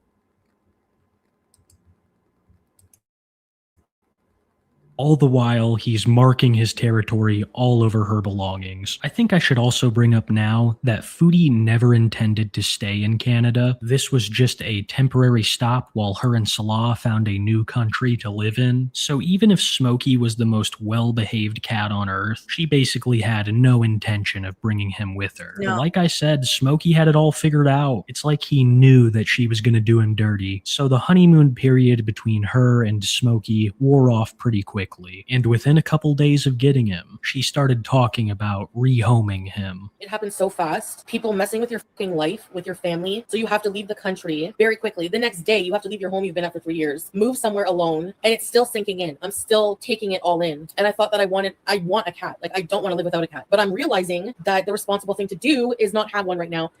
No shit. Because I'm not well. So if you want to shame me for that, go fuck yourself. And you want me to drag a cat into that. He's been here 2 days. If he finds a better home, so what? Oh God, already. Foodie Beauty, change your mind about Smokey? I'm seriously so close to just getting a goddamn job. Seriously. There's no way we could be bonded by day 2. It's not about him being a fucking t-shirt to discard. If I wanted to discard him, you dumb I would throw him on the road, not take the time and energy to find him the best life possible. And that makes me a bad person. But we never got proof that he had a better home, that you found him a better home. We're just supposed to trust your word, and we know that your word is worth shit. So we have no idea what happened to Smokey, where he ended up. Where exactly did Smokey go? What happened to him? How is it a trash decision? How was I supposed to know how I was going to feel? The reason it's a trash decision, Foodie, is because you knew that you were not going to keep that cat. That's why the chat is saying that he's disposable, because the amount of money to take this cat from Canada to their new Middle Eastern home would be substantial. Yeah. And Foodie didn't really like Smokey anyways, so she had officially made the decision to leave him in Canada. Exactly. So even if Smokey been a well-behaved boy, not spraying, her mind was already made up that she was going to go back to the Middle East. And in order for an animal to travel abroad, there's a whole process you got to go through. You got to get the shots and the paperwork and whatnot. And she wasn't going to go that far. So her mind was already made up about what was going to happen with Smokey. She just got the cat for temporary attention, and then she discarded it like a piece of garbage. But she hadn't figured out quite how she'd do it yet, eventually settling on a scheme, in the truest sense of the word. There would be a Facebook post made about a lost pet, and the pictures below this post were obviously Foodie's cat, Smokey. These photos had not been released before, they were completely new, basically confirming that it was Foodie. She was attempting to make it look like she found Smokey off of the street, basically denying her ownership of the cat and attempting to get a shelter to take it. Here's the post. It all starts with this bitch. Instead of just taking it to a shelter and saying, like, I got this cat from someone, but I'm leaving to go to the Middle East. I cannot keep him. Can you please find him a good home? Surrendering the pet. She's going to act like she found him on the street. The lies that she tells.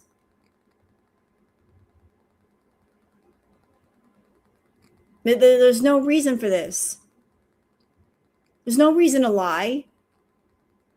Just say, hey, like, I found someone, they had this cat, they didn't want it, I took it. Unfortunately, it's not a good fit.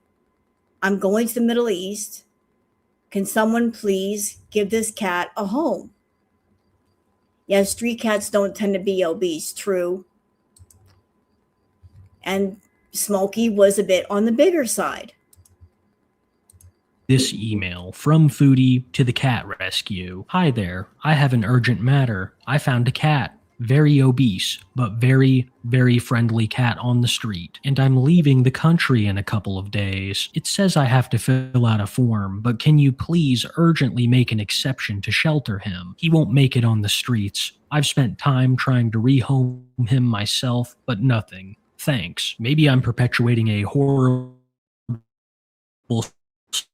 stereotype about cats, but I have never seen an obese stray. I'll also say I've never seen a stray in as good a condition as Smokey's in. Myself and many others are very suspicious as to where she got him. So after that email is sent, the pet rescue makes the Facebook post, showing the pictures of Smokey, showing the email with Foodie, revealing to everyone that she was trying to get rid of the cat. Well, after all of this was exposed, Foodie was no longer interested in giving Smokey to the feline rescue, saying that she would find someone else to take care of him. But why? Just because they found out that she lied, it was a rescue. Why not surrender their pet to a rescue?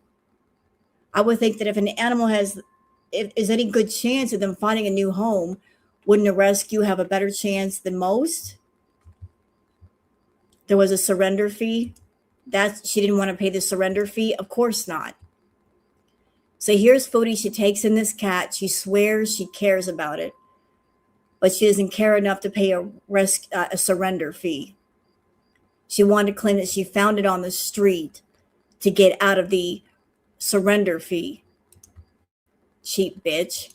Eventually claiming that someone that she knows and trusts currently has Smokey. And that's the last we ever heard of him, because just like she said, Foodie would leave the country, days later revealing that her and Salah had moved to Syria.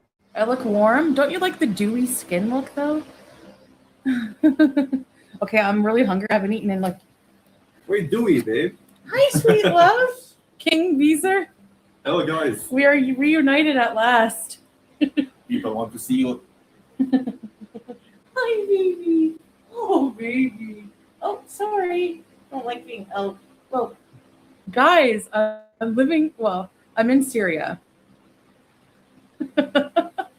And before I go any further, I just want to give you a quick rundown on what's been going on in Syria for the past decade. For a good while, Syria was controlled by their president al-Assad, and as far back as 2011, militias have been forming to oppose his regime, which the rebels describe as authoritarian and oppressive towards the people. Yeah, that's an important point, and thank you for reminding me. Let's see. Thank you, Bella. Salah told Chantal not to come to Syria. He told her, wait 30 days. Because Chantal is someone that, in order for her to go anywhere, she has to have certain home comforts like air conditioning, like plenty of water, and so forth. So she wanted to come back to Syria as quickly as possible. He told her to wait 1 month. And she did not want to wait 1 month. And he was not very happy about that. The fact that she flew over there when she did, and he asked her to wait. She did not want to wait. She wanted to come back there as quickly as possible.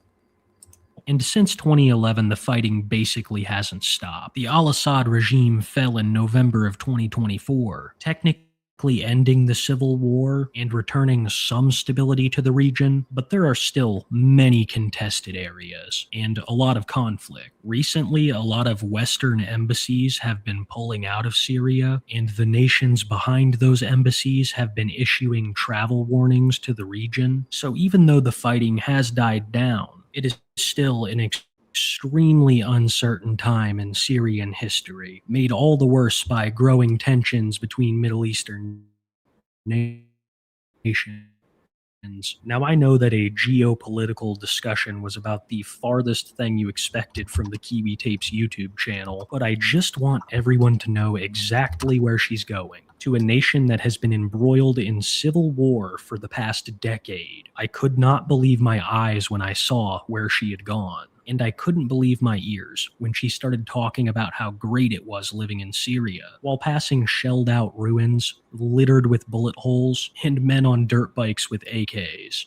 Yeah, no, we're just heading to a different part of, we're driving around Syria, like the country area, and just thought I'd go live chat with you guys for a bit. I don't know, going to be filming some things for another vlog. That was a little close. Yeah, we live on the edge here, so... Ida saw a clickbait title. No, not clickbait. I'm really in Syria. Actually, there might be checkpoints up ahead. We did just pass somebody with like a bunch of guns. Hey, Tanya. Yeah, I used my CPAP. We didn't run out of power until about noon. And then, you know, nobody has power right now, it seems like. Maybe if you have solar, but... Her and Salah were living in the city of Damascus, the largest city in Syria. And no one can tell me that she was having fun living in Syria. With the constant power blackouts, as hot as it was. You see, like in these clips, she's sweating her butt off. She hates to be uncomfortable. She was not having fun. As much as she tries to make it seem like it's a lot of fun, it wasn't fun for her. There was no fast food, there was no DoorDash, no Postmates, no Uber Eats, none of that. It's not her idea of fun at all.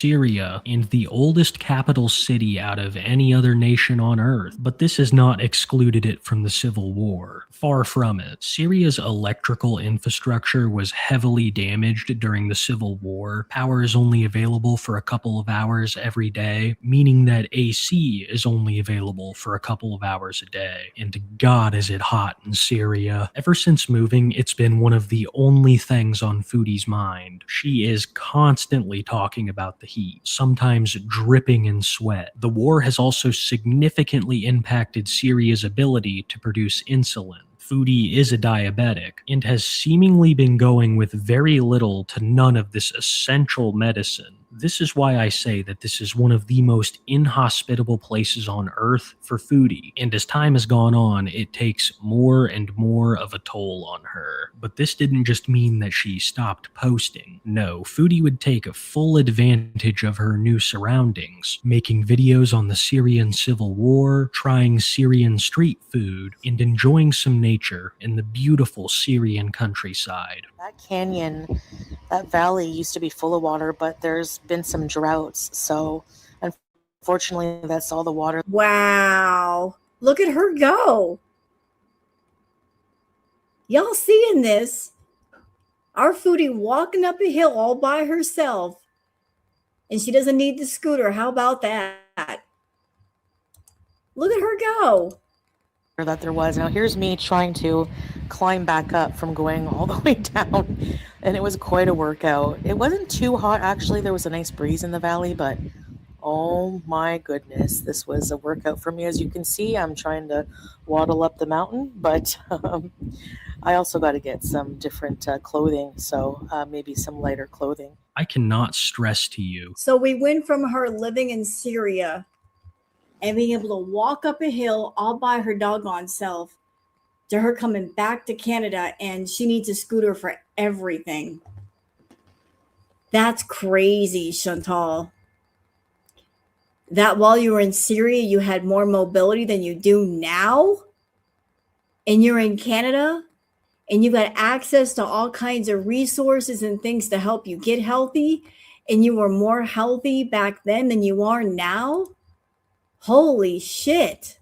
Just how much she talks about the heat. It seems like it's constantly on her mind, but she still tries to keep a halfway positive attitude about it, calling her sweat drips a dewy look, which she claims she's pulling off quite well, and she's almost always got a fan pointed at her, at least during the hours of the day that they have power. Kuwait didn't have these problems. I'm pretty sure they have power 24/7, so even though she had been spending a significant amount of time in the Middle East, Syria is a completely different ballgame. People have way more to worry about than air conditioning, but it's been absolutely brutal for Foodie. During a trip into the city, they would come across a knockoff KFC called KFG. Foodie loves KFG, and from what I've seen, so do I. They have a shisha lounge downstairs, mozzarella sticks bigger than any others I've seen, and some halfway good-looking chicken. Plus, it looks cleaner and nicer than an average KFC. But make no mistake, life in Syria is not all sunshine and rainbows. In fact, it was around this time that tensions between Syria and Israel escalated. Like I said before, many embassies, including the Canadian one, have left and deemed the nation an unsafe place for their citizens to travel. If war broke out again, leaving Syria would not be so simple. She could be stuck there. But Foodie really isn't concerned about this. She acts like her new life is amazing, even bragging about all the weight that she's lost ever since moving, claiming to be eating less and exercising more. A lot of this can be attributed to her not eating as much fast food. She used to do these crazy fast food mukbangs, but now it seems like they do a lot of the cooking at home.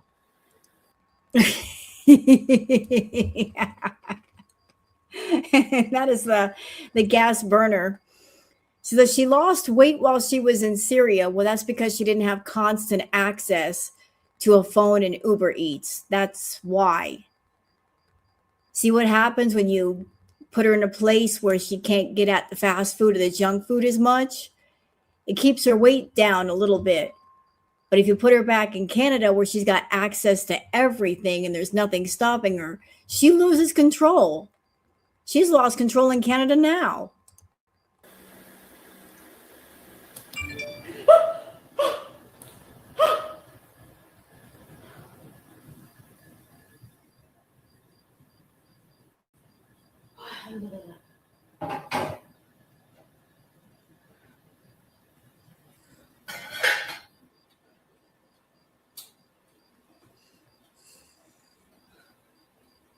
As you can see, Foodie is really enjoying herself, but despite all this fun that No, she's not enjoying herself. She's just acting like she's enjoying herself.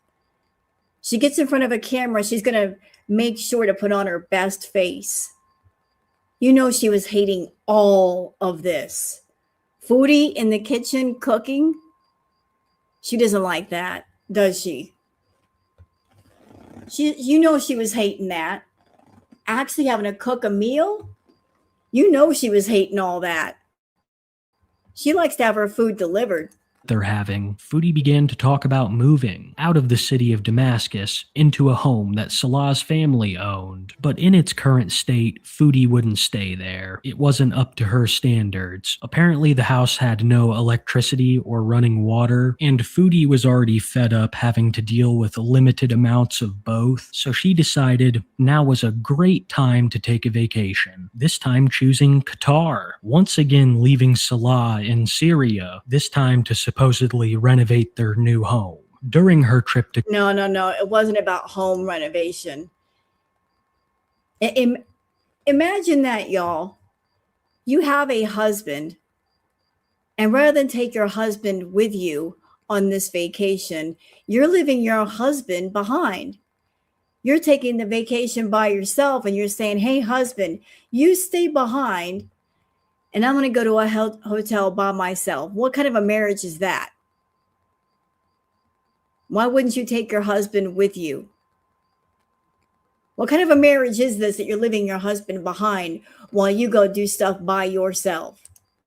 Qatar, she would post tons of food content. But other than that, it was a relatively uneventful trip. But things would not stay that way, because Foodie was about to get in one of her biggest controversies yet. One day, Foodie would go live with a Syrian child. Her name is Sasa, and she has Down syndrome. Foodie claimed that this live stream would be used to raise money for Sasa's schooling, but she was very vague about the details and offered absolutely no proof that the money had actually gone to the girl. Yeah, where are the receipts? She said if she would provide receipts. Where are the receipts? This, along with some absolutely disgusting things said in her live chat, have made this a pretty big controversy for Foodie, and she has handled it in almost the worst way possible. Foodie has this bad habit of going on rants in her community page, posting constantly about drama, so it was no shock that she decided to address this in a community post, where she basically says that she's not going to reveal any more information about the donation, claiming that it was out of fear for Sasa's safety, which is a crazy thing to say given that you live streamed this child to hundreds of people, making no effort to conceal their identity. The whole thing was an absolute disaster for Foodie, even losing some of her loyal fans, her beezers. It was all just too much for her to take, and she was admitted to a Syrian ER. This isn't the first time that Foodie has done something like this. She's been known to make visits to the hospital before when she's involved in a big controversy. Yep, that is a pattern with her. She will do something and she will get herself in trouble. Something that makes people really pissed off. And the way she switches the conversation is she will schedule a visit to the ER or the doctor, or there was a medical emergency, and take pictures of herself at the doctor's office. This is how she gets people's minds in conversation off of what they were mad at. She's going to switch the energy from be mad at me to feel sorry for me. So this is nothing out of the ordinary for her, and it seemed like the ER just said that she was dehydrated, putting her on some oxygen and giving her an IV. Despite the controversy and the ER visit, Foodie was still out and about in Syria, entering what I like to call her war correspondent era. Foodie would release a video going around war-torn ruins, commenting on the destruction, and talking about the civil war. Today we are in Daraa, Syria. I'm taking you guys here today to show. Wow. She looks skinny here. Look how much different she looked. Foodie, what happened? You the birthplace of the Syrian civil war. In Daraa, in March 2011, a group of teenagers did some anti-Bashar al-Assad regime propaganda with some graffiti, and they were arrested and violently tortured. And people were just sick of the oppression from the al-Assad regime, the tyranny, the violence. So that sparked the first protests here from Daraa. So this is the birthplace of the Syrian civil war. And as you can see, the evidence is everywhere. We have complete homes. These are the ruins where complete homes were bombed. TNT, incessant gunfire, just complete destruction. And now with the fall of the al-Assad regime, people are trying to rebuild. And a lot of people still do live in these homes, some people. Oh.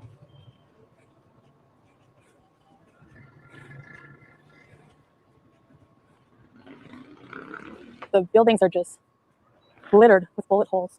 I can't imagine how terrifying, it would be to be caught up in such a violent war situation. Foodie Beauty reviewing Syrian civil war ruins was not on my 2025 bingo card. Numerous times throughout the recording and research of this video, I've asked myself, how in the hell did she end up here? And then I remember that she's literally dating a Syrian national. With the way that she behaved, this was bound to happen at one point. And I must say, it's bound to get even worse. Foodie could have gotten some serious trouble back in Kuwait for filming government buildings, and she's making the same mistake in Syria. During a visit to a Syrian mall, Foodie would make the same mistake, filming another government building. And the punishment for doing stuff like this can be pretty severe. And so she filmed stuff in Kuwait that she wasn't supposed to.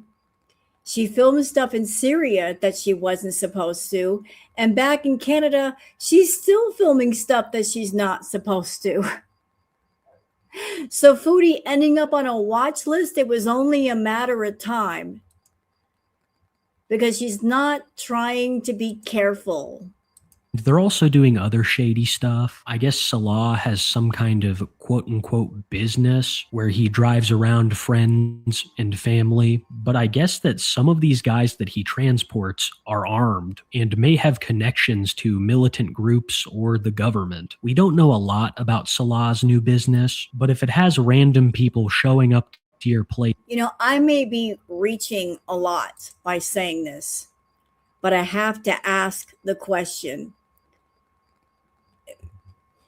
Did Salah ask Foodie to go to this particular building and film stuff? Was that a request of his? Is there a reason why she was there versus somewhere else? I mean, I don't know. Was he the one that said, hey, go to this particular building and film as much as you can? At all hours, it just might be shady. But they're not just committing crimes in Syria. They're also making memories and exploring new forms of content, even making a vlog where they enjoy a beautiful waterfall and stream in the Syrian wilderness. Strong man, I hope.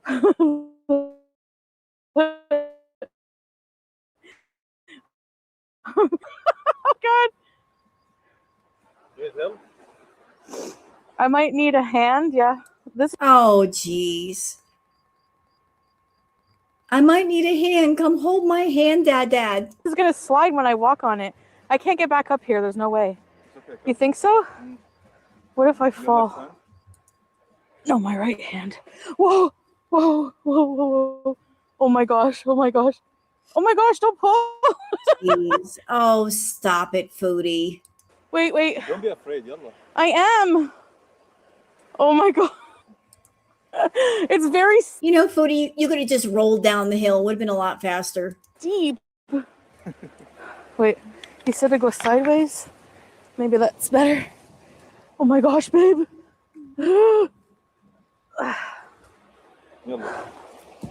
Oh, yeah. Whoa! I'm gonna fall, I know it. Okay, keeping my shoes on. They'll dry fast because there's all rocks and it's gonna hurt. I'm still pretty new when it comes to Foodie, but it blows my mind that it took her going to Syria to change her content, even in the slightest. Before, it was almost nothing but mukbangs, but since landing in Syria, she's done war correspondent content, nature content, and even grocery hauls. Foodie wants to present her situation as a Well, before the whole situation with Salah, before the second bankruptcy became an issue, she was very happy doing her mukbang content and her YouTube content. But again, once she figured out that that bankruptcy was not going to be dismissed and she was still on the hook for it, I feel that's when she decided, I want to get out of Canada. I want to get away from that debt. And so I've got to get out of Canada. I got to go somewhere else. And that's when this whole business deal with Salah came to be. And that's why she's just been running back and forth to the Middle East as much as she can. But now she's reached a place where she can't run over there anymore. But even still, while she's in Canada, she is still, in my opinion, hiding the majority of her income through other accounts and through PayPal. And if the government officials or somebody looked into her PayPal stuff, they find some very interesting numbers going on there. Like that, I'm sure they only know about her YouTube income.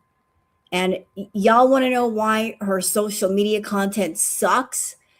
In my opinion, is because it's not because she doesn't know how to make stuff interesting. She does. But it's because those accounts, the government knows about them and they can track the numbers, they can track the income. So what she's doing is she's lying to the government and she's saying, this is all the money that I'm making. So she's not getting many views.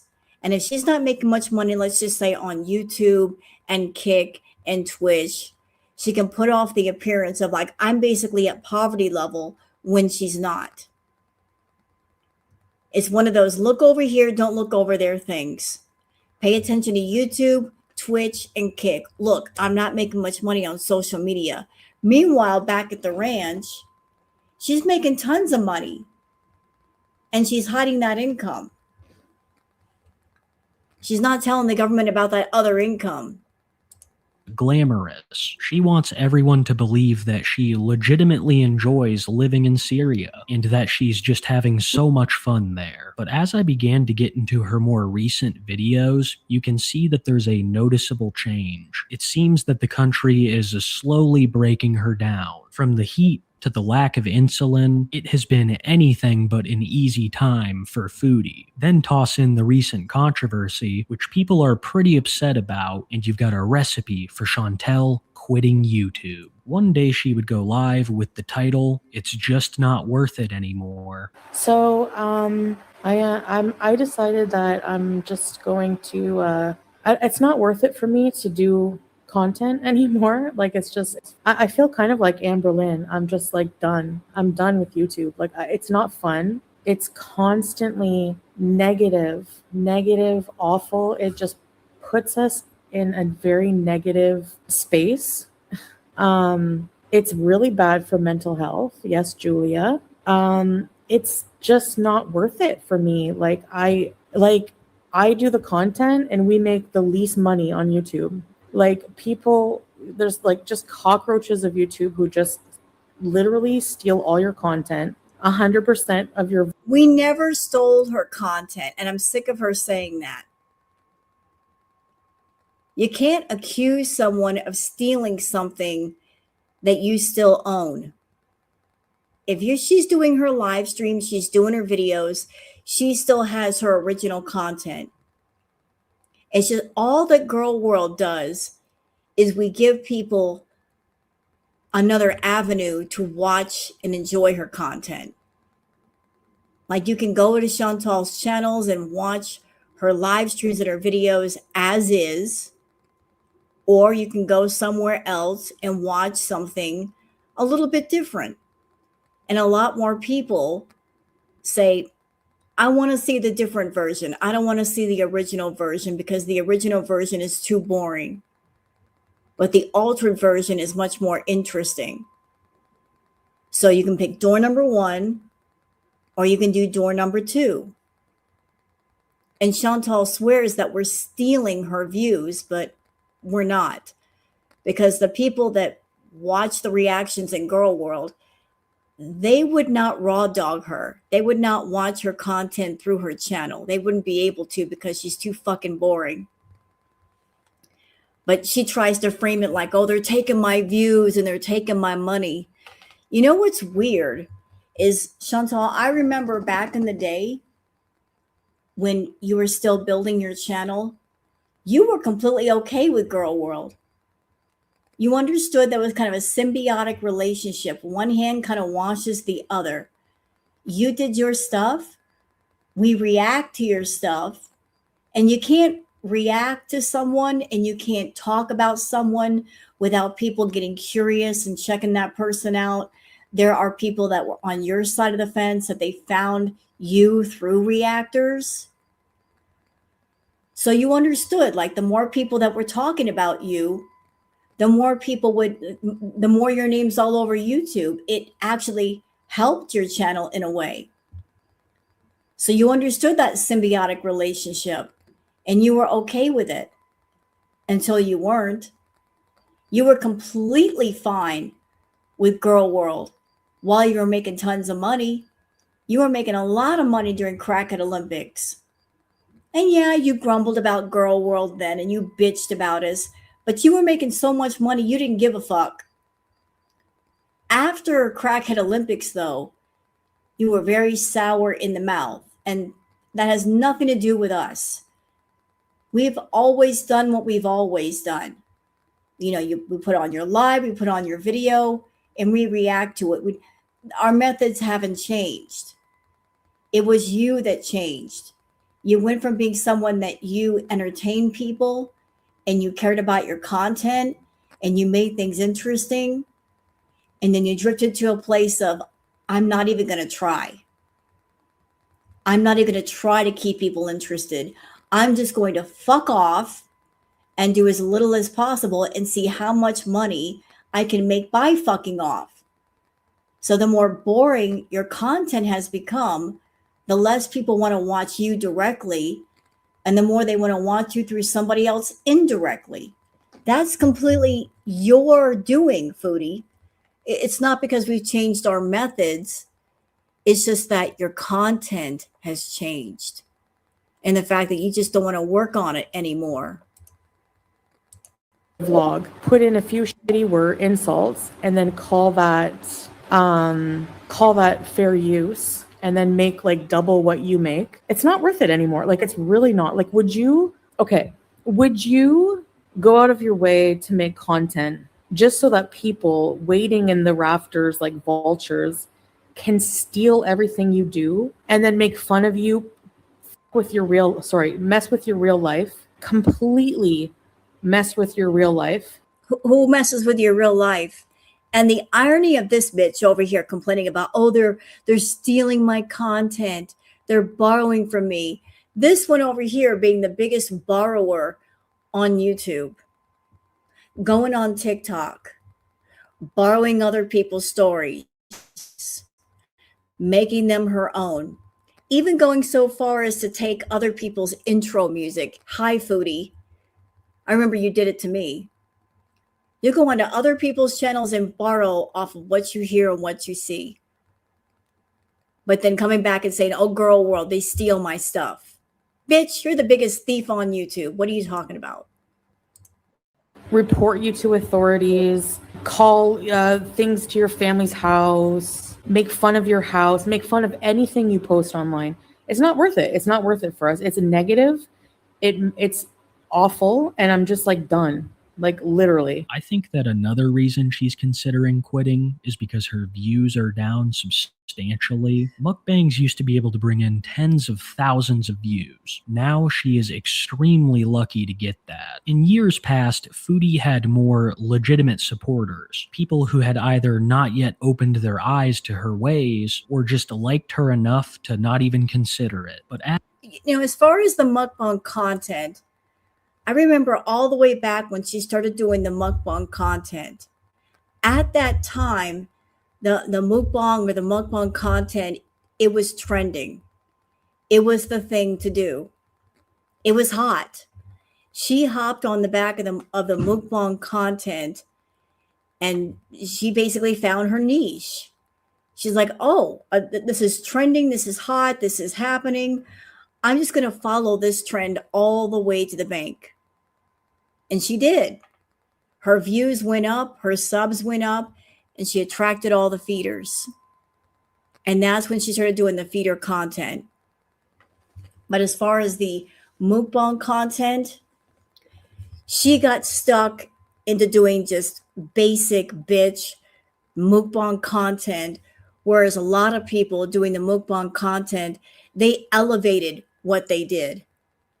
You can look up any other mukbanger on YouTube, and you can see that when they do their mukbangs, they come up with color themes, different kinds of foods put together, or like bright colors. Everything looks very vibrant, very fresh. Sometimes they focus on just the sounds of the eating. You don't even see their faces. They do like the ASMR type of mukbang. She never did that. She never branched out. She never just focused on the food. She would just eat basic bitch meals from fast food restaurants. Wouldn't even try to set up to where it looks appealing. And she kind of got left behind. So she wanted to stay in just one format versus other mukbangers that are like, okay, like I started off eating the fast food. Let's move on to these different themes and colors and everything pops. And I'm going to put different foods together. Nope, not Foodie. No care on what she did.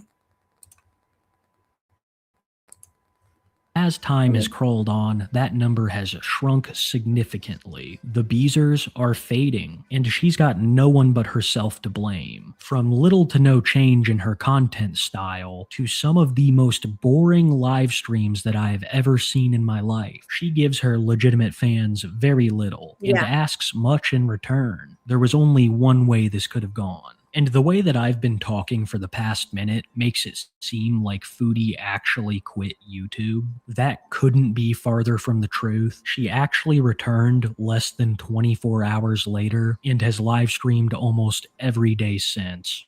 Yeah, how many times have we heard Chantal say, I'm quitting YouTube?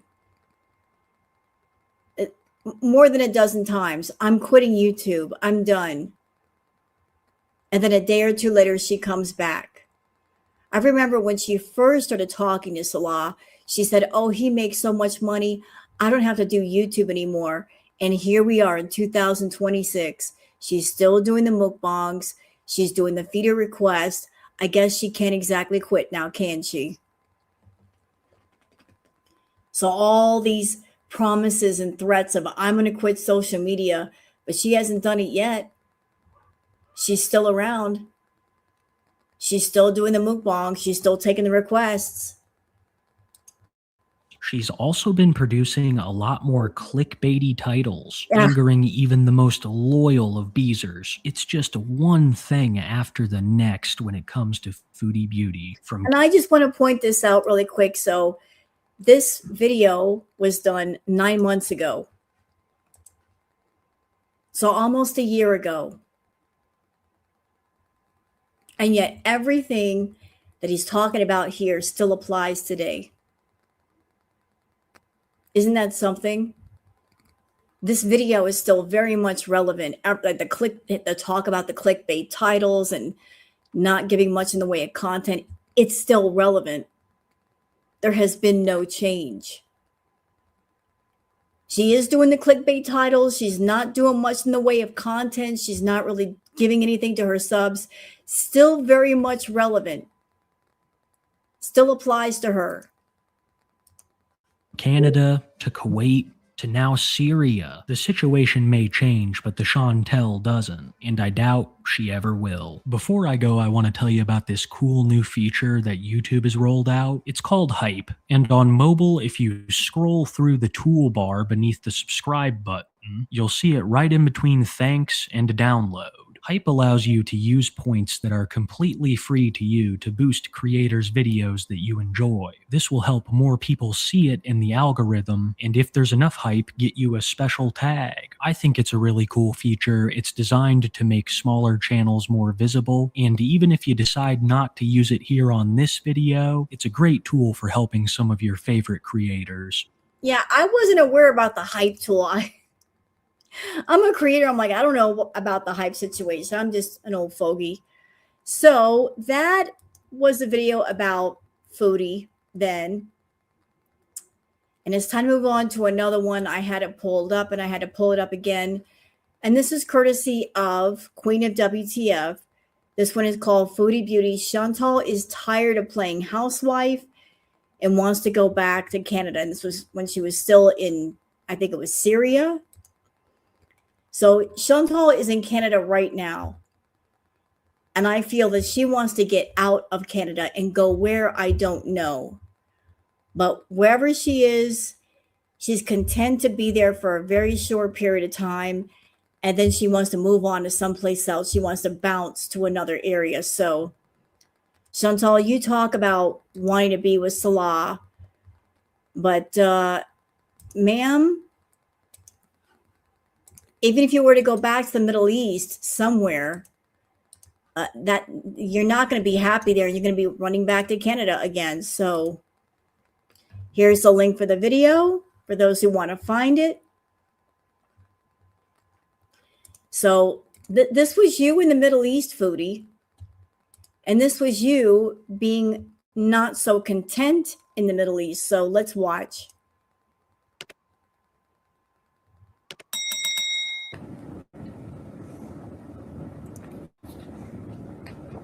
I'm sorry, I'm very emotional. I might cry. Hi, Laura. Yeah, I can't help it. Like, I'm up at night, like, my husband's sleeping, and I'm awake crying. And I just felt alone right now, so I thought I would go live and talk to you guys. You know what? Another reason why Chantal liked to be over in Syria or Kuwait, because if she went to the Middle East and if she was near Salah, she would use the fact that she can go back to Canada as leverage.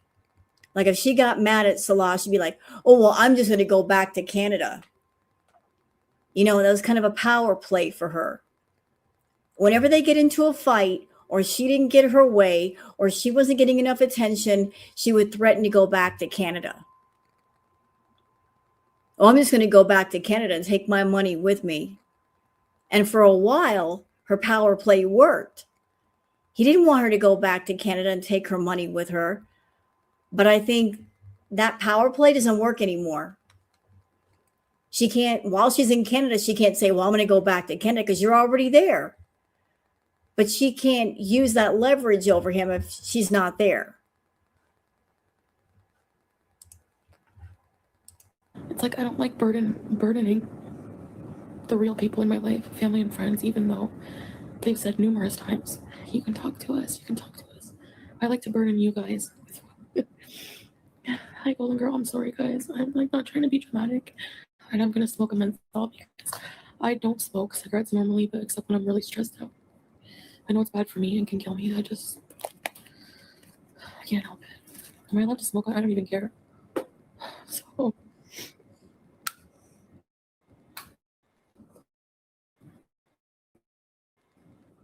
I just feel weird. I don't know how to explain it. I just want peace. Yeah, I miss my family. It's like I feel conflicted with my identity. You don't miss your family. When you were over there, you weren't missing your family. You were just having a bit of a temper tantrum, a little hissy fit, because you guys had a fight about something and then you weren't getting your way.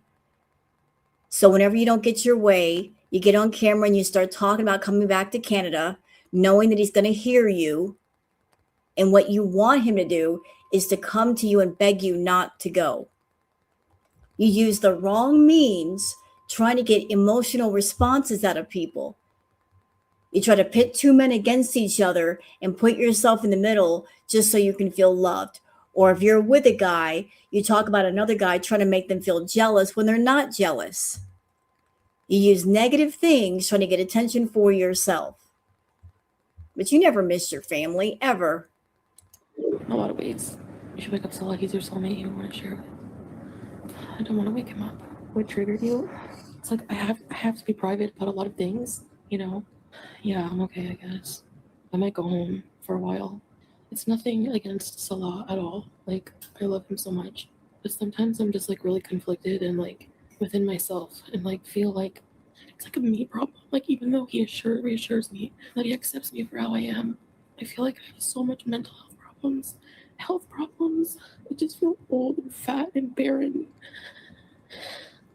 I just want to live peacefully, not having those insecurities in a relationship. I don't want to somewhere. It's like I don't know if it's my mental illness, but I just want to like be comfortable in my home and play video games and just relax and like go live whenever I want to. I want to drive around on the long road sometimes. It's just that sometimes it's hard. Not. Did y'all catch that part? Her talking about, I want to drive down the long road. And why would you want to do that? If the long road reminds you of Natter, you're with Salah. Natter shouldn't even be a thought in your mind, and yet you're thinking about the long road. Huh. Why would you be thinking about the long road, Foodie? Let's go back a little bit. Not having those insecurities in a relationship. I don't want to somewhere. It's like I don't know if it's my mental illness, but I just want to like be comfortable in my home and play video games and just relax and like go live whenever I want to. I want to drive around on the long road sometimes. It's just that sometimes it's hard not having the comforts or the crutches that I had in Canada, you know, or like I know this is bad to say as a Muslim, but I do miss like the wheelchairs sometimes, not wheelchairs, like, but and I know it's bad for me and it's an addiction. So y'all catch that part? She's basically saying, I'm over here in the Middle East and I want to go home and I want to bees. Chantal likes the Middle East. Foodie hates it. Chantal, the person, likes the Middle East because she gets to be around a guy. But Foodie, the addict, hates the Middle East because the addictions cannot be fulfilled in the Middle East. In order for the addictions to be fulfilled, she's got to come back to Canada. So she can go to the Middle East for short stretches. But then after a while, the addictions get on top of her and say, we want to go back to Canada where we can overindulge. We want to go wild with the food and the rugs. We want to be back in the air conditioning. That's what we want. So her addictions will drive her insane until she goes back to Canada to fulfill them. So Chantal likes the Middle East because that's where Salah is. But the addictions, they love Canada. And they don't like the Middle East because one of my friends said it best. There is a difference between being recovered and being dry. Recovered means you're in recovery for whatever it is you were addicted to. Dry means you simply can't get at the things that you want. When she was in Syria, she was dry. But dry does not mean recovered. It just means you are far and away from what you want to be near. But the moment you get near that thing that you want, you're going to lose your fucking mind. And look at her now in Canada. She was dry while she was in Syria. But once she got back to Canada, oh boy, she lost her shit and she's been losing her shit ever since. the crutches, you know what I mean? Like things that make life bearable. There's just like insecurities I have when I think if I was alone. I have told Salah all this before, that I wouldn't have to worry about like just me. Like my grandma that way, just me. Like she was always alone. I understand why. There's things I do very much dislike about Canada, yeah. But I don't know if it was Canada or if it was just my life there that I hated, you know? I'm like confused. Are there things I dislike about Kuwait? Yeah. I wish I could drive around. You're not barren, you have so much more. The thing is, I don't want children. All these complaints that Chantal has about Syria, I want this and I want that. She knew the deal when she went to the Middle East. She talked to Salah, and Salah's like, give me 30 days to set things up here. She didn't want to wait that long, but I'm sure he warned her, like he knew that she would not be happy in Syria. She's someone that she needs all the comforts of home and then some. She needs that air conditioning. She doesn't like to sweat. She doesn't like to be hot and sweaty. And he knew that if she came to Syria, that's exactly what she'd have to deal with. And she wouldn't be the most pleasant person because of that. He probably warned her about the blackouts and the brownouts and the lack of water and all that other stuff. She didn't want to hear it. So she went to Syria knowing all these things. And then she's going to have the nerve to complain about those things once she gets there. Yeah, I noticed that too, Wookie. And if you notice, she hates everything and everywhere she goes, nothing makes her happy. Nope.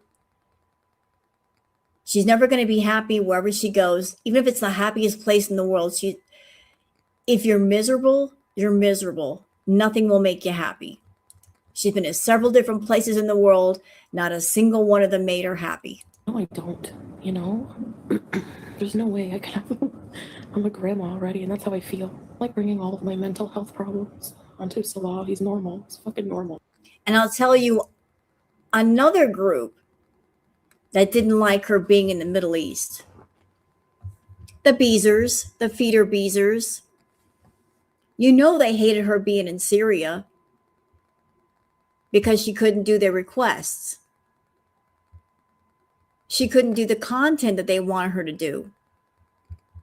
And they especially hate her being with a man because a man is a distraction from her being 100% devoted to doing that feeder content. I'm sure they didn't like the fact that her internet was crap and she couldn't film as much. But now that she's back in Canada and there's no man in the picture, they got her exactly where they want her. She's alone. She's lonely. There's no man in the way. She can devote 100% of her time to doing the content that they want her to do, and they can push her as far as they want, and no one's going to stop them. They don't want her with a guy. They don't want her traveling. So they're doing their damnedest to make sure that she can't travel. And she is their puppet.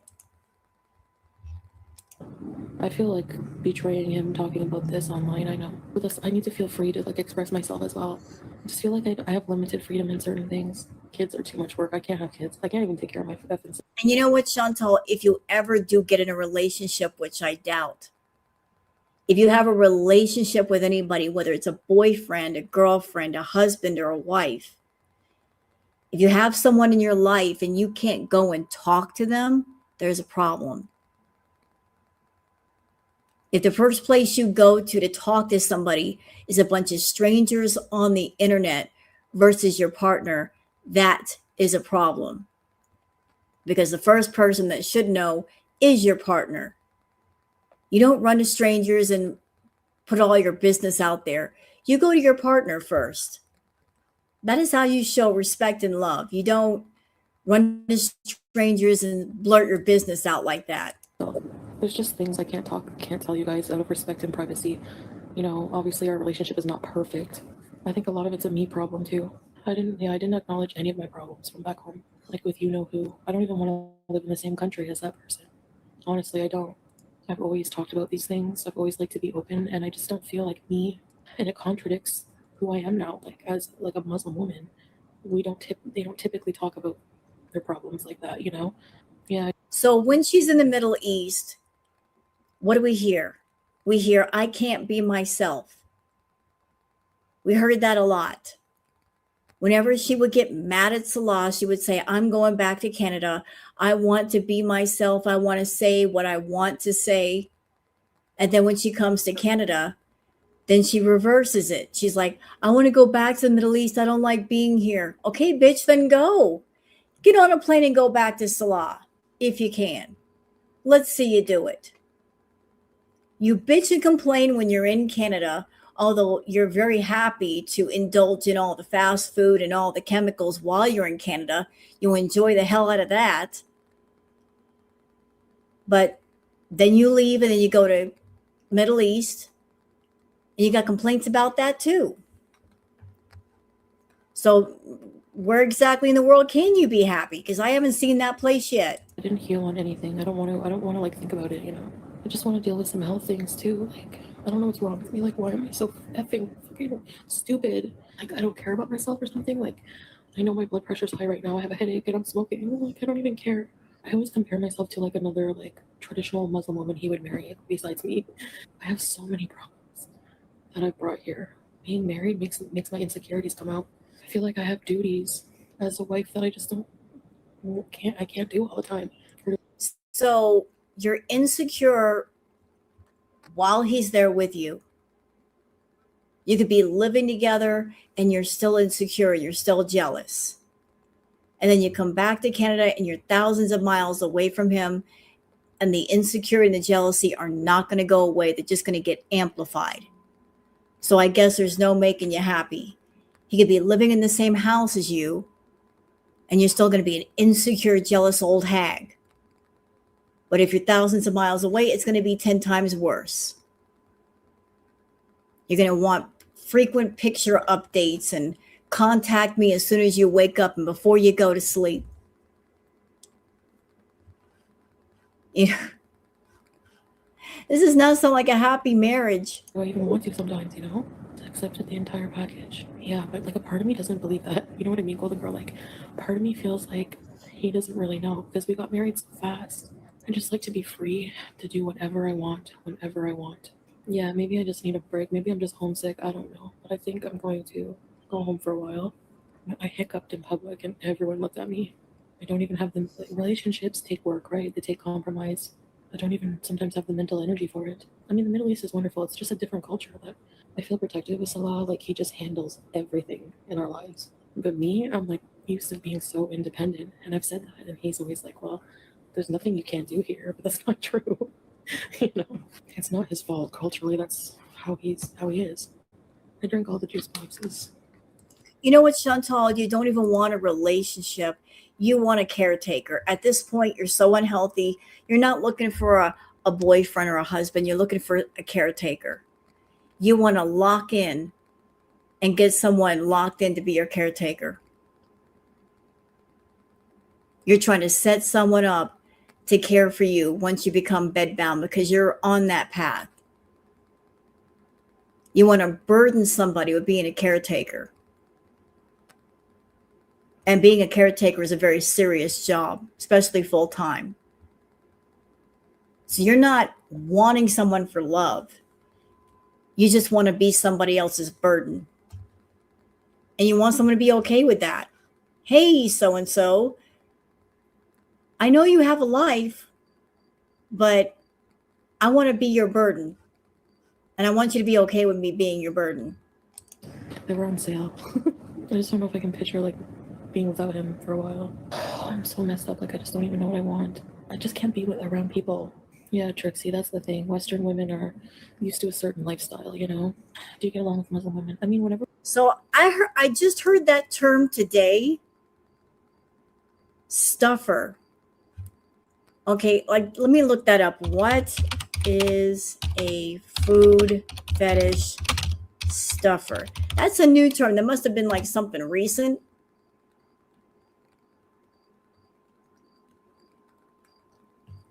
Okay, so I'm looking this up.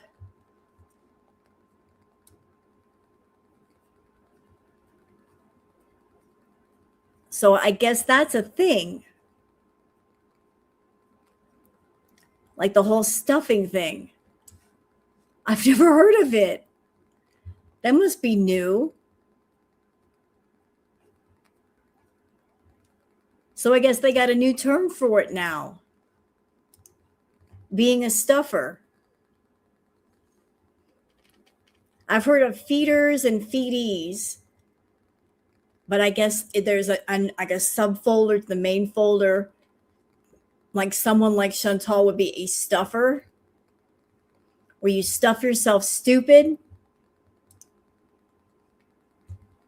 What is a stuffer? I'm looking at stuff. For weight gain and stuffing, and even things like pregnancy and inflation, fetishism. Huh. What is this? I'm looking.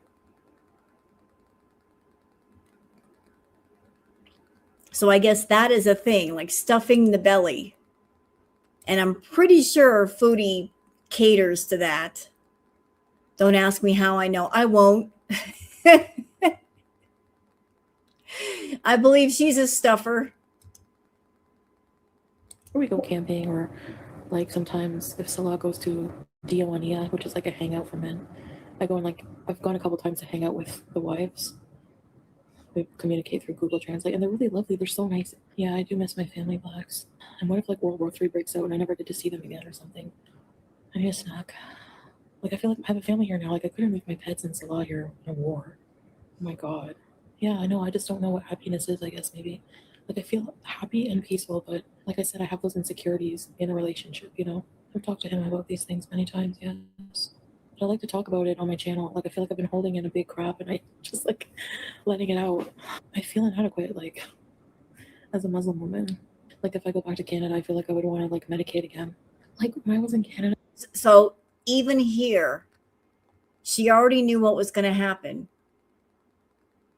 She's actually said it a couple of times that her being in the Middle East, she knew what was going to happen if she went back to Canada, that she would just lose control. She knew she had addictions, obsessions, problems, and she predicted well ahead of time that when she got back to Canada, she was going to go hog wild, and she did. And she didn't try to put a stop to it before it happened. And I was alone. I didn't like it. I felt sad and lonely. Like, I'm gonna die alone. Now I have a loving husband. And what the F is wrong with me, you know? Honestly, I miss doing that. I miss just getting in the car and going anywhere I want. Yeah, I do love him a lot, Emily. No, we didn't break up. We're not getting divorced. You know what? You never loved him. You love the idea of him. There's a big difference. I don't think you ever loved anybody. You just like the idea of them. You had these ideas and this fantasy in your head of what a man should be. So you would sketch it out in your head what a man should be. You fell in love with an idea, but not the person.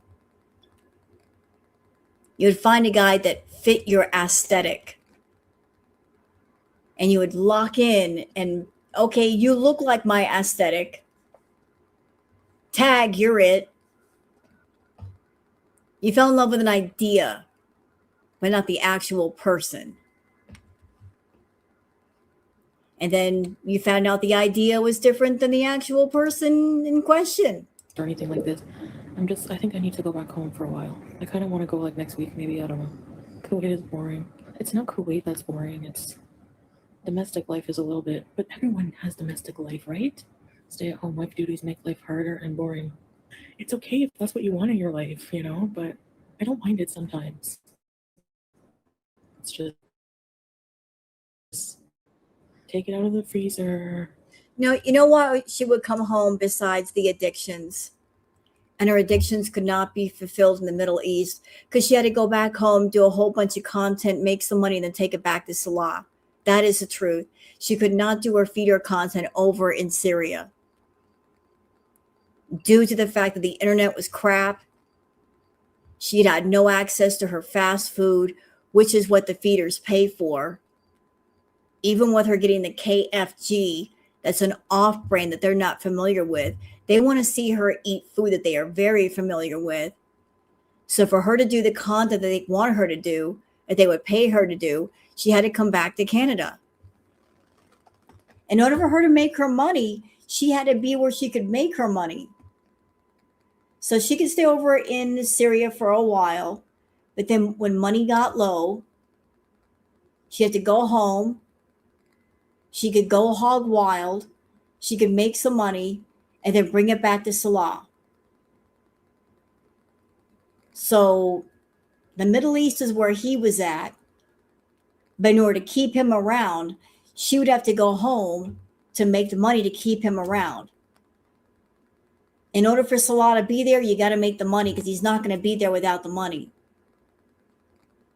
I mean, look at her in Canada right now. And she's making money.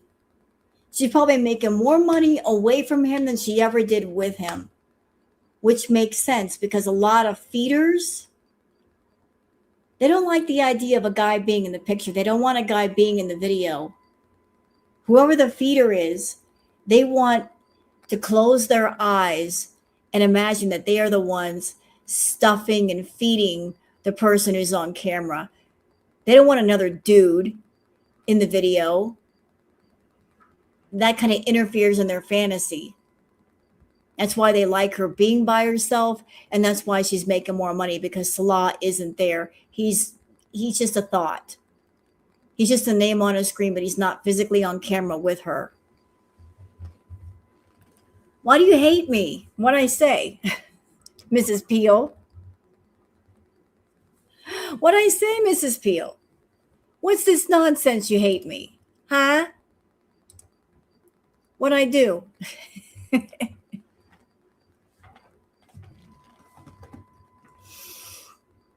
Oh, I'm sorry. Mrs. Peel, I apologize.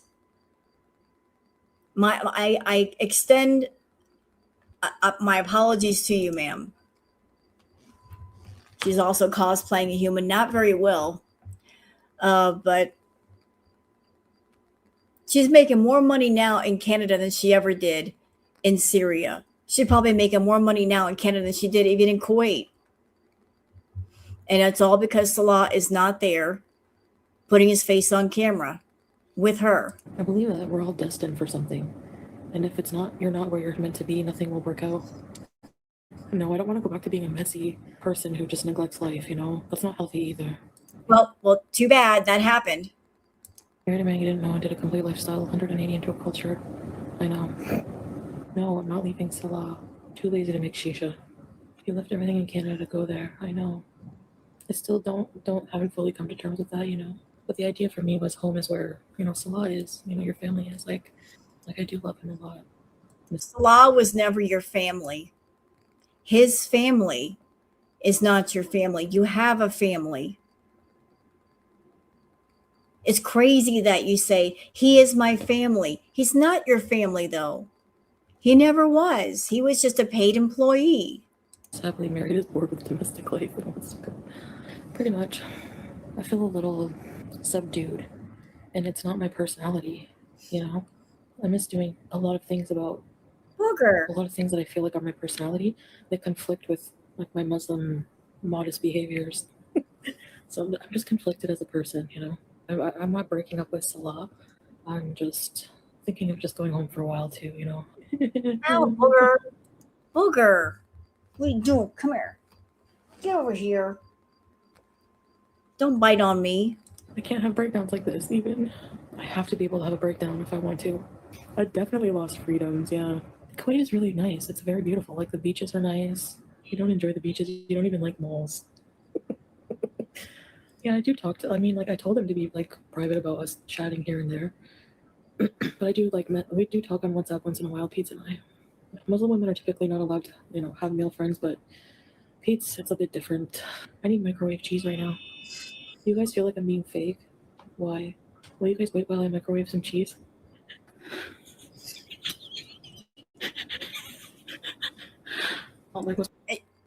What was that she just held up? She microwaved cheese on a plate. That's what she was doing. She microwaved cheese on a plate. My mac and cheese recipe, I just ate the cheese. mortadella sandwich, olives.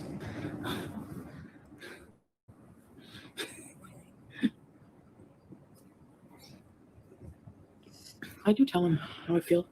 I told him I'm probably gonna go home. And before he went to bed, I said I'll think about it. And if I want to, he'll book it for me. Merry Christmas reaction channels.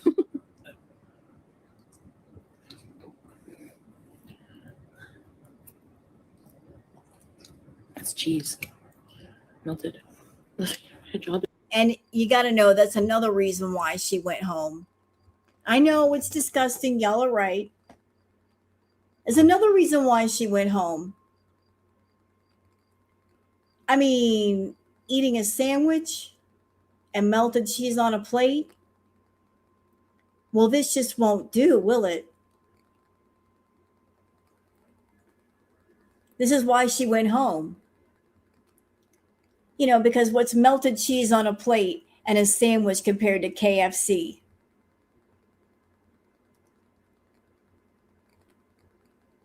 Like this is her version of a struggle meal. She was struggling. Her addictions were struggling. They wanted KFC, they wanted Pizza Hut, they wanted McDonald's, they wanted Burger King. And what did she got? She got a sandwich and cheese on a plate. And her food addiction said, "This just won't do, ma'am. You have to go home now. Like right now. This is unacceptable." It's nuts. It's not fitting. Just need a good bees. I was listening to it. Is it a thread or my hair? Oh my god. I'm so sorry. I thought it was a thread. It is long, but ball on top. Okay. It's hard to be somewhere where you can't be yourself. Sometimes, yeah. But sometimes I don't know what myself is. But what kind of man wants to be with someone like who's gross, always farting, and nobody wants a partner like that, especially not in the Middle East. No, he's not out. I would never let my man go out in the middle of the night. I'm a very jealous person, and I can be controlling too. Well, no kidding. Well, I mean, yeah, I'm not gonna let my husband out in the middle of the night. Who does that? And if they say they're going out anyway, okay, well, you can go out, but you are not going to be with me. I can't let Canada be ruined because of certain people, right? You know, my life before a certain someone, yeah, better. I have grown in a lot of ways. Like I wouldn't go back to do certain activities for sure. Like, yep, you're right. You have grown in a lot of ways, just not the ways you should. You've grown out, not up, though. You never grew up, but you grew out. Boy, did you grow out. I think Wobble's going to attest to that. Kind of self-destructive. I would never. I'm not going back to live in Canada. Like that's not the plan. I just want to visit. You know. Just Well, you failed. You're living in Canada now. Now what? It's been months. I would say that you've done more than visit Canada. You're living there. You may want to get out, but you may not have a way to get out of Canada. So you're not coming back to visit. You're pretty much stuck there. Reassess things a little bit, but I'm not breaking up with Salah. I love him a lot. There's just certain things I can't do here that I could do in Canada. I'm chaotic. Like I'm impulsive, and I really want to think things through. He sleeps through anything. Me going live and talking about things I probably shouldn't be, and smoking, I shouldn't be doing that either. I don't like the word shouldn't be doing. That's the problem. If I want to smoke a cigarette, I'll smoke a freaking cigarette. If I want to freaking do something, I'll do it. I'm so used to doing nothing alone now that if I travel alone now, it'll feel weird. I haven't bothered to learn Arabic. Well, I don't feel up to it. He does care if I wear the hijab. He would never want me to take it off. He freaks out if there's the hair showing, so that's not true. I know you guys miss me in Canada, I know. I mean, I have to look at my life for myself, though, you know. I mean, you guys are right about some things. I do miss certain things. I'm a little homesick for certain things. And I don't know if it's just me. Oh, my God. I better get off of here. What are the problems, internal problems I'm having, nobody can help me with. I can't keep making lives everywhere and abandoning them, you know? I feel like a piece of shit for that. I'll see you guys later, okay? Bye, guys. So that was Foodie in the Middle East, and she wanted to come back to Canada. And yet she's in Canada and she wants to leave. Can't make Foodie happy. And that was the video from, let me see, from Queen of WTF. So let me just go ahead and get out of here because there's one more that I want to go to. And it's a really short video. So Salah, let's talk about Salah and the chemistry that he had with Foodie. Because he did have some chemistry with Foodie. I mean, it was really off the chart. And this is courtesy of Hectic Llama. So we're going to put that in the chat for those who might want to watch it later. Well, let's see this chemistry between these two. That's hectic.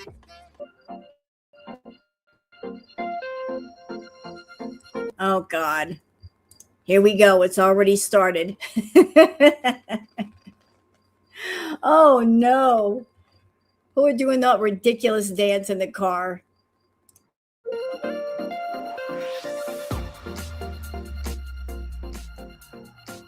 My God, she was so much smaller than. Look at her. She was so much smaller, she could jump up and down on the couch without falling. Insane.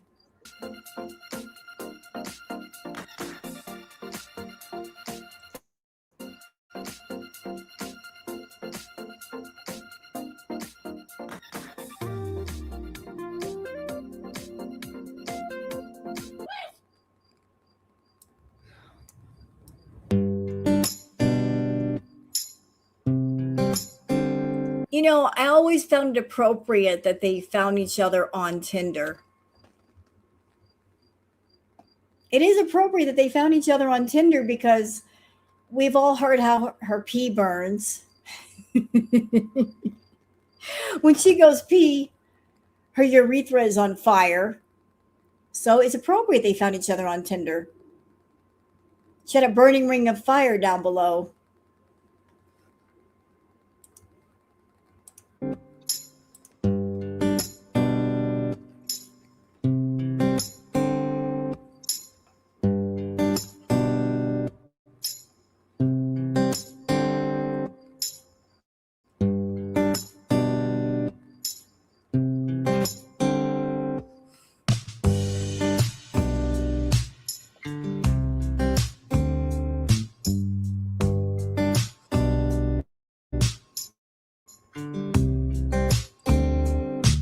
Oh, by the way, guys, get ready to get out the muscle relaxer because the cringe is going to be real. I still get shy around him. Oh my God. Not the rolled up sleeves.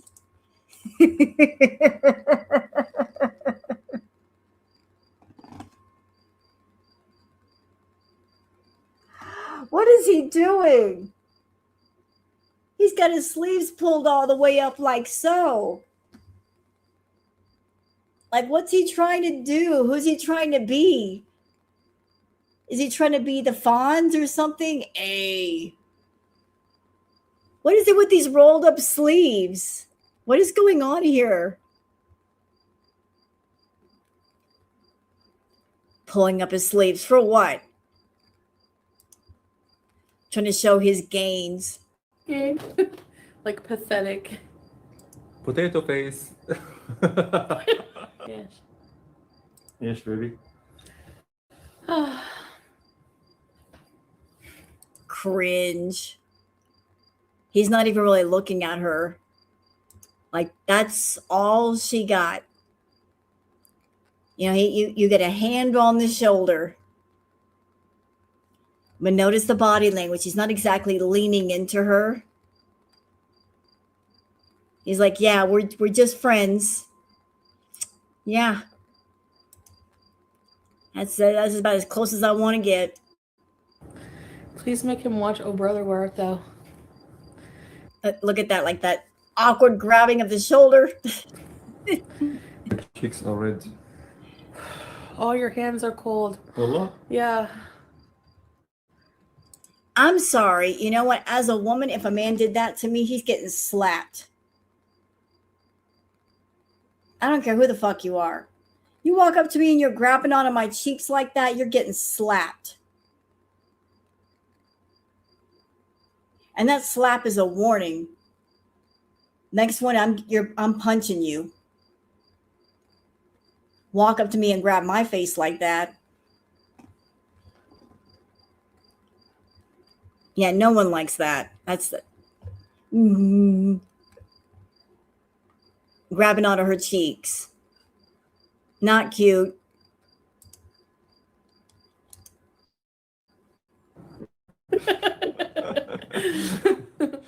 Punch your cheeks. You love my cheeks, eh? Every time I like video chat with you when you're gone, I love your cheeks. Silver, gold. The girl gets gold. Oh, cold hands. I love Cold? it. Oh, yeah, you're always cold, eh? You're not going anywhere. Oh, really? Okay. Never mind. All right. Okay. Take care and be aware of my beautiful wife. Okay? Take care of her. They will. Hey, guys. Hello, guys. Hey, guys. Hello, guys. She's so cute. I'll punch her cheeks. Just like what I do with you, like this. Pinch them. Punch them. No, I will. You know, maybe I'm wrong to say this, but is it me or him pinching onto her cheeks? Is that like a low key, low shade way of saying you're fat? Pointing out how fat she is. Like that, he was saying without saying, you're fat. You're really fat. By grabbing onto her face. Because that's what it feels like to me.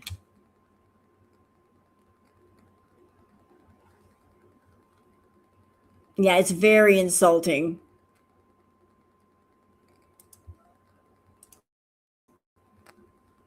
Pinch your cheeks. I mean, Don't say that now. They're going to call animal control. No. Yeah, true. hello, guys. I mean, pinch, not punch. Punch.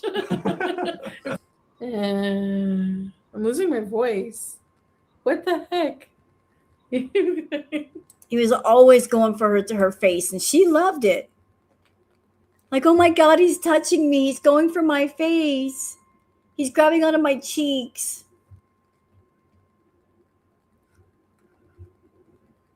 She loved being touched, though. Are you punching my cheeks? Yes, I am punching her cheeks now. See?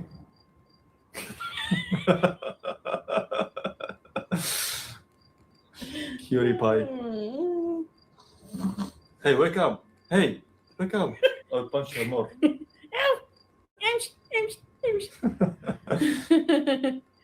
Okay, guys. This was fun. Oh, nice drum. Look at his hands. He's just like, yeah, we got to go. He's just patting on that shoulder. Like, are we done yet? Are we done? I'm just patting that nervous patting on the shoulder like he doesn't really want to touch her. He's like, I can't wait to be done with this shit. Can I go now? I really, really want to go.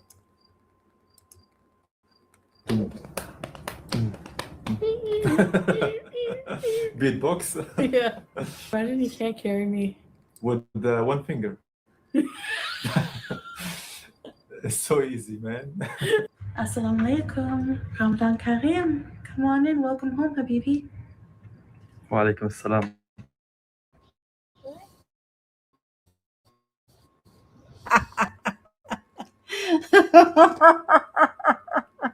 He's trying to put that hat on her head, and her head is too big. It wouldn't fit. Look, he's like, I was trying to put it on your head, but your head is bigger than the fucking hat.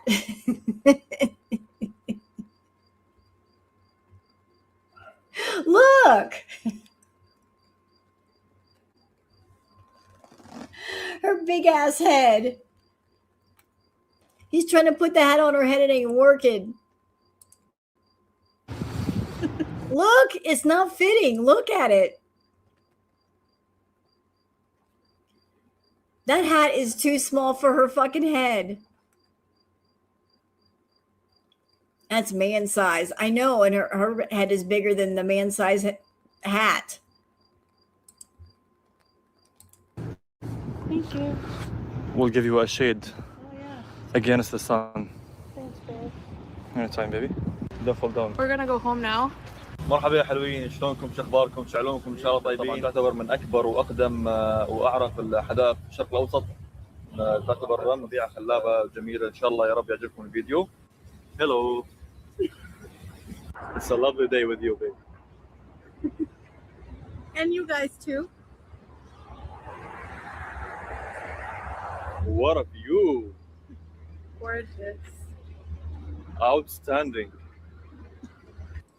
Hey, Chantal, remember when you could take walks and walk by yourself and you did not need a scooter? You could actually walk beside somebody. No scooter required. You didn't need wobbles at all. Those were the days. She's walking fast. I know, right? Made Korean. You notice that too? When's the last time we've seen Chantal do this shit? I still can't get over it. I'm sorry. I'm going to be shady as fuck. Y'all just look at her head compared to that hat. Just look at it. Just look. Him trying to put that hat on her head and it's not fitting.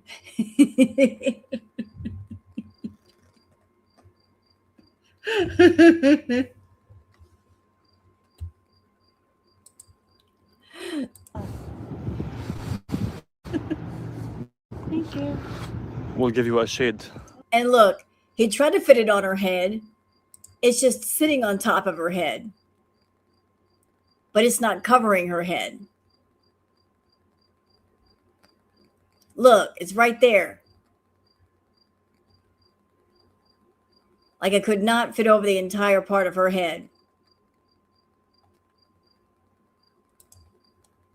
Oh yeah. Against the sun.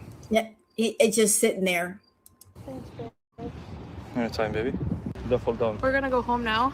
مرحبا يا حلوين، شلونكم؟ شو اخباركم؟ شو علومكم؟ ان شاء الله طيبين. طبعا تعتبر من اكبر واقدم واعرق الحدائق في الشرق الاوسط. تعتبر مذيعه خلابه جميله، ان شاء الله يا رب يعجبكم الفيديو. Hello. It's a lovely day with you, babe. Oh, here we go. That Chantal actually walking. And you guys too. What a view! Gorgeous. Outstanding. You know, I just now picked up on it. Thank you. Thank you, Radioactive. You're just jealous. You're right. I'm a jealous moron. I fully admit to my jealousy. I'm just a big old meanie head. Even back then, Chantal was walking with a limp, but she was still walking. Yeah, she got the eye color all jacked up.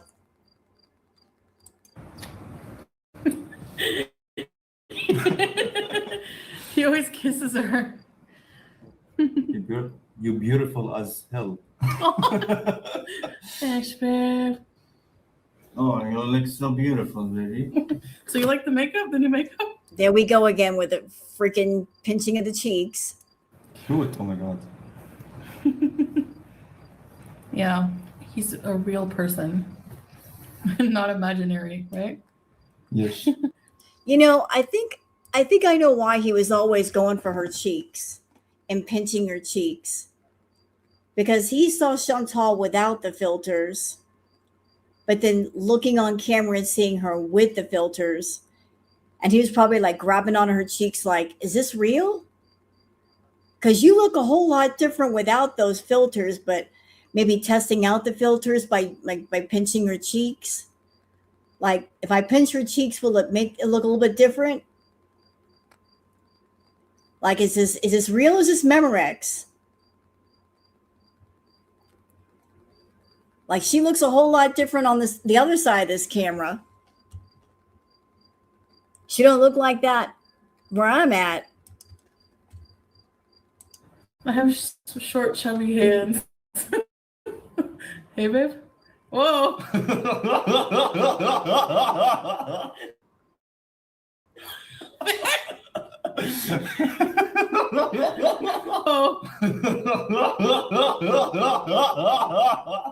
You can't see me. My time is now. John Cena. John Cena? Chantal Cena. You are most welcome, guys. You're welcome in here. Oh my God. تفضلوا. My best man, husband. In Arabic, we say Zaji. Cute. She was looking so small then. Who is me? It's babe. It's babe. It's babe. Right, correct. I couldn't help it. Thanks, babe. You're cold. I'll warm you up. Hi, guys. You must be really cold because if I'm cold and you're So cold, babe. sorry, babe. So you're still handsome, but you look like Bob's Burgers. Oh. Remember I showed you that? Jump scare. Oh God, y'all ready for ultimate cringe? Here we go. Here we go. Get ready to cringe and cringe hard.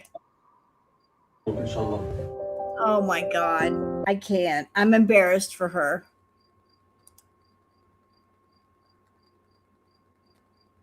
I'm so embarrassed.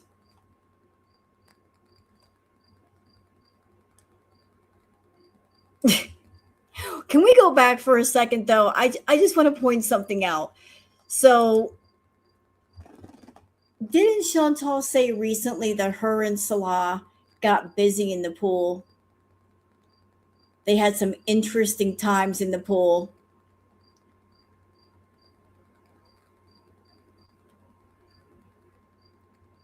In a saltwater pool. Salt water. Let that sink in. Salt water. What does salt do? Class? Anyone? Bueller? Bueller? Bueller? What does salt do? It dries things up, does it not? So we're supposed to believe that they got busy in the pool, in a salt water pool with layers of clothing on top, and her basically floating around like an ocean buoy.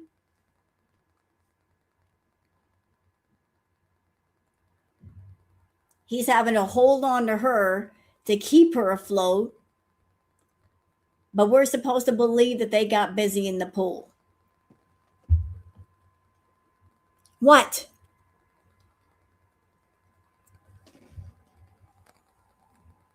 I've never had sex in the ocean. I plead the fifth on that. Ain't none of your business. Don't ask me that. Ain't none of your business what I did.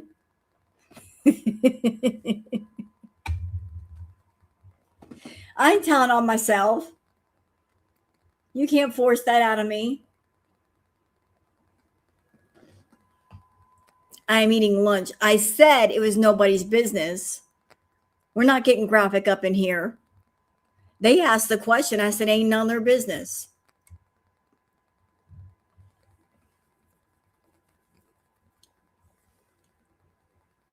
I'm not telling on myself.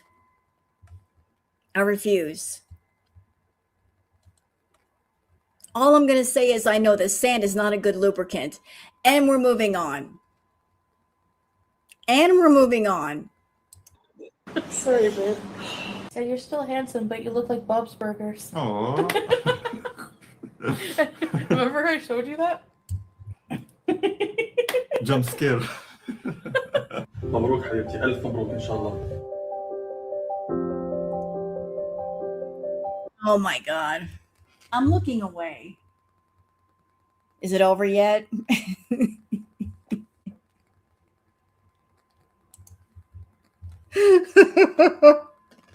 Look at his face. Everybody, take a look at his face.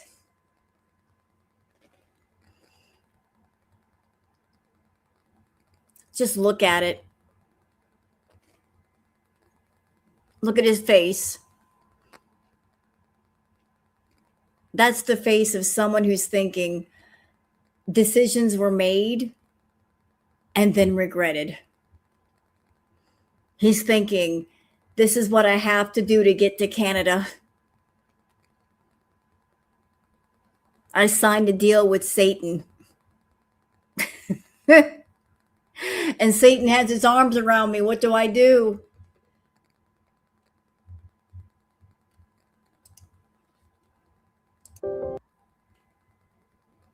Like, look at his face. He's not even smiling. He's just like standing there, just not knowing what to do. She's like grabbing onto him and like, oh, Salah, grabbing onto him and like hugging him as much as she can. And he's just like, yeah, okay, I'm just going to stand here and let you hug me for a minute. I'm not going to move. I'm just going to stand here and let you get some hugs in. That's as far as we're going to go. Watch. We're going to draw this. Such an asshole. I'm such an asshole. I'm okay with being an asshole tonight. I'm in the mood to be an asshole. All right, so we're going to slow it down. Jump scare. مبروك حبيبتي ألف مبروك إن شاء الله. Okay, wait.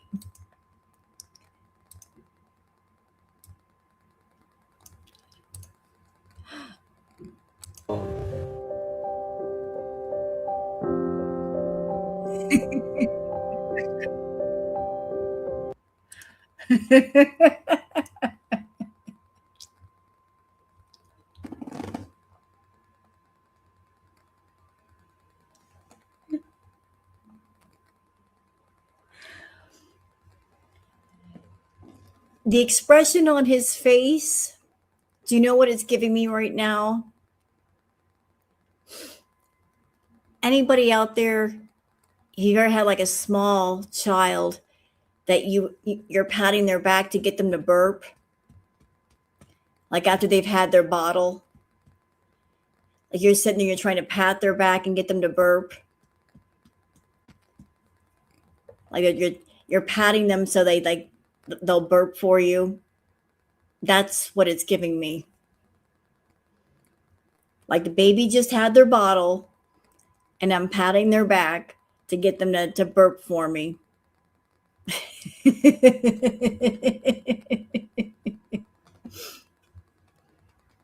What?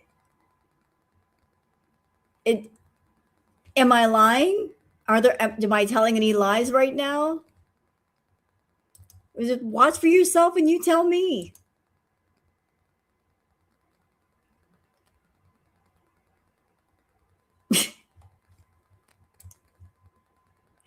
My sweetie. I'll see you again.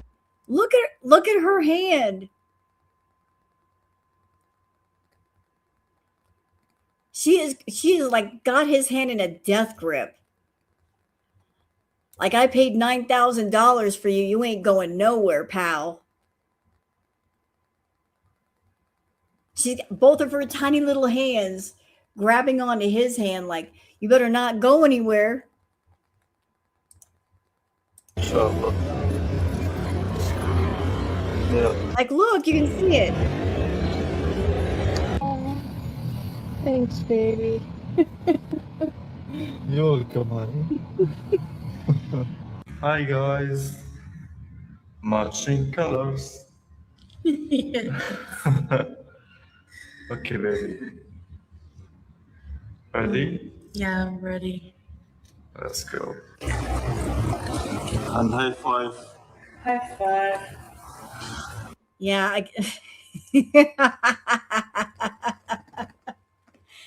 Yeah, we're supposed to believe the two of you got busy at a pool when you can even do a lap in a pool by yourself, Foodie. Okay. Sure. like Fast Times at Ridgemont High, you got busy in a moldy saltwater pool. That's the stuff that R-rated movies are made out of. Cue up the 70s prawn music. Bow chicka wow wow.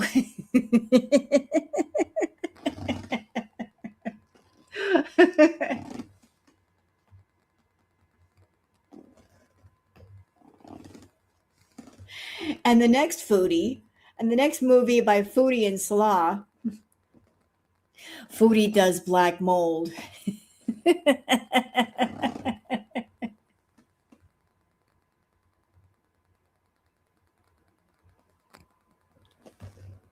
Behind the moldy door.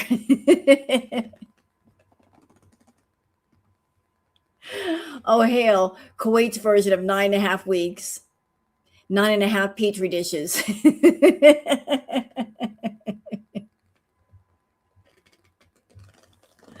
But this was when they got their sexy time on right here.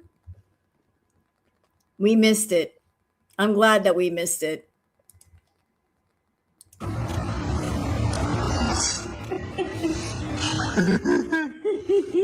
Wow. Oh, sleep here and forget. Go.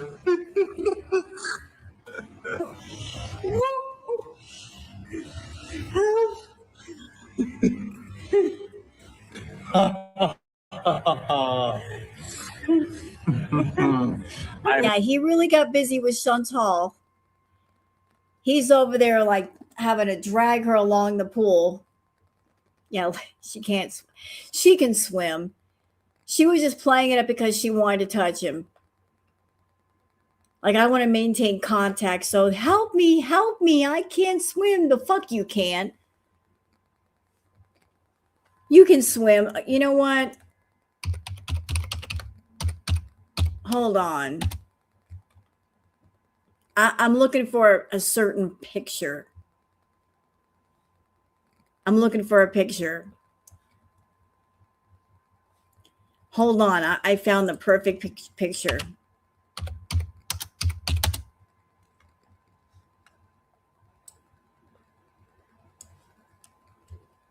Yeah, you want to see the picture? And I'll show you a picture.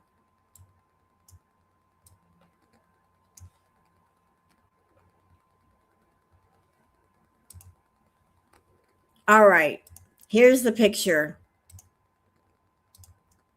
If you're in a pool and you're the size of this, you ain't gonna drown, bitch. Ain't no way. You've got your own built-in flotation device. How are you gonna drown? And not only that, it's salt water, which is going to make you even more buoyant. You look like that, you the size of that, you ain't going to drown, no matter what you do. You're going to stay on top of the water. You stay there long enough, the seagulls are going to land on you. And the pelicans. Okay? It is uncanny, isn't it, Orem? So she's acting like, oh, I'm going to drown. I'm going to drown. No, you're not. You're okay.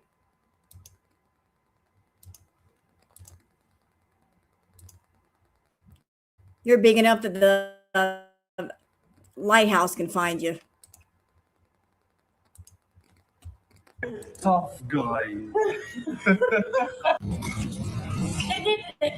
Amazing. What? What'd you say? Did you say it did it? Did you just say that? Did she just say it did it? I'm a tough guy. Amazing. Yeah.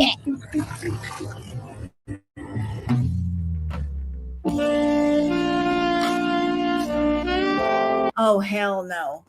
Not the sexy 70s music.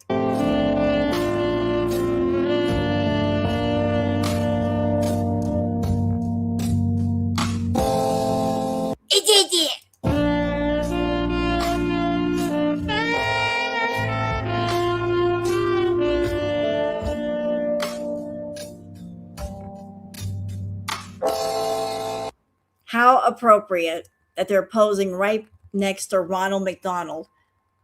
A couple of clowns next to a bigger clown. How about that? Family reunion. Reunion of the clowns. Go stand next to Ronald. All y'all clowns can stand together. Family photo.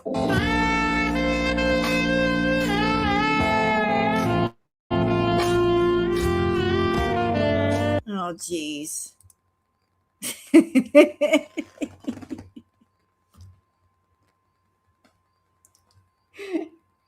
What?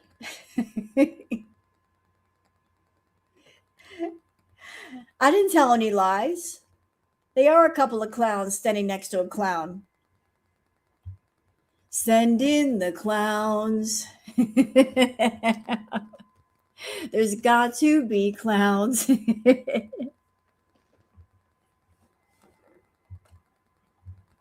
Anybody from the 70s knows that song reference.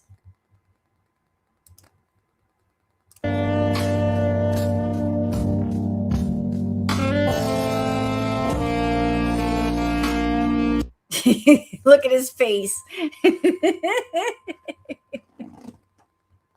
She's like, oh, Salah.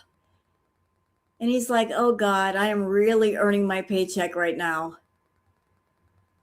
I wonder how much more I can ask her for. Somebody save me. What did I sign up for? You know what he's thinking right now. I'm doing this because I want to get to that red room later. And I need the money for the red room. He's like, yeah, red room time later. It's going to happen.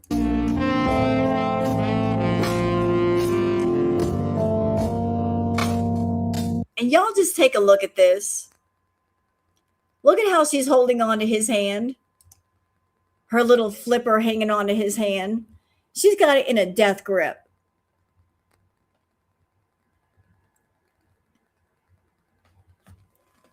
Like they are on a boat. They're not walking. And she's got his hand in a death grip.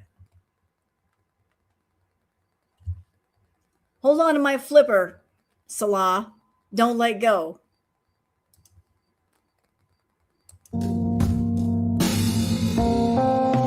Manatees are supposed to be outside the boat, Chantal, not inside.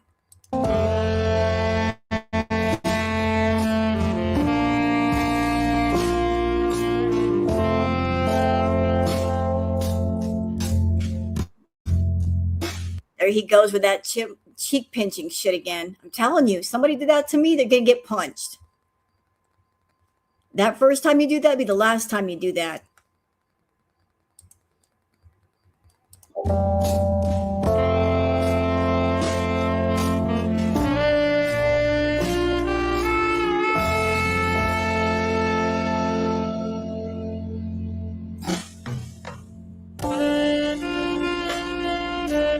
Can I tell you guys something weird? And I'm looking at these two right now. You know what vibes I'm getting from this? Anybody ever see the movie Fear and Loathing in Las Vegas? There you go. Same vibes. Because it's backcountry. It's giving Fear and Loathing in Las Vegas vibes. Like the bizarreness of it all. Because it's backcountry.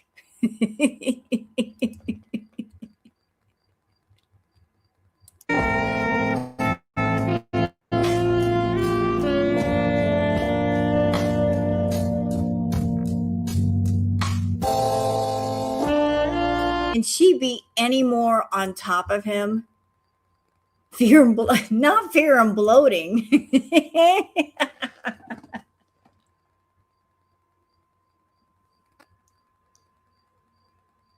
Not fear and bloating.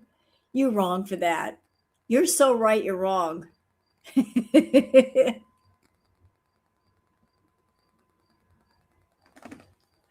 Well, look at her laying on top of him. If she were any more on top of him, she'd be sitting in his lap giving him a lap dance. God forbid, but damn, give the man some room to breathe.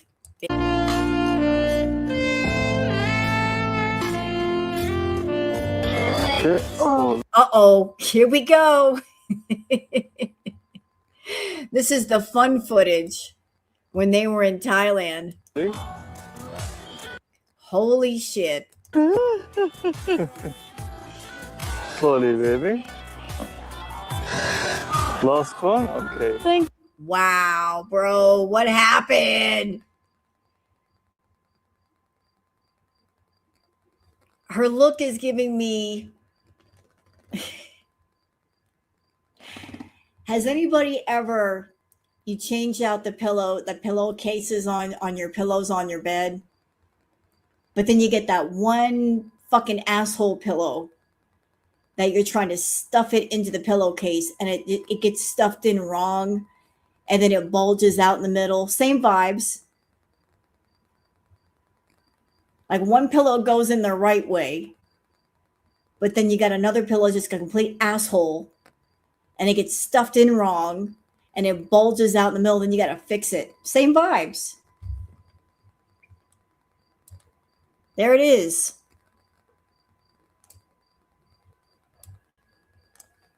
Y'all know what you know why y'all are laughing? Because you've been through that. You know what I'm talking about. Like, I got to change the sheets and the pillowcases on my bed. But there's always that one asshole pillow that doesn't go in right in the pillowcase. Yeah, you got to beat that pillow.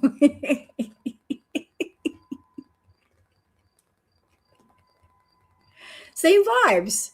You currently have a pillow like that. I think we've all had a pillow like that. And let me guess, it happens the same pillow every time, doesn't it? There's always one pillow on the bed. You're like, I know it's going to be a problem. Because every time I change the pillowcase, it's a fucking problem. It's the same one. Like you got one pillow that's a bit flatter that it goes in no problem, but you got this one oversized pillow. And then the pillowcase is a bit too small. And that's the one that's an issue. And then you're right, you got to punch it down a little bit, try to flatten it out. But then you get all messed up because the pillowcase, you didn't line up the corners right with the corners of the pillow, so it goes in kind of sideways. Then you got to take it all out and do it all over again. Kiwi. Well, she's looking like a whole asshole pillow. Yeah. Kapunka.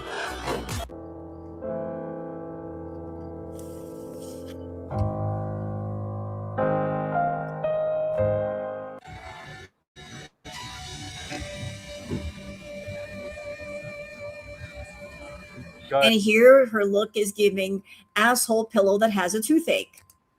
Chantal's afraid. I'm sorry. I'm freaking out.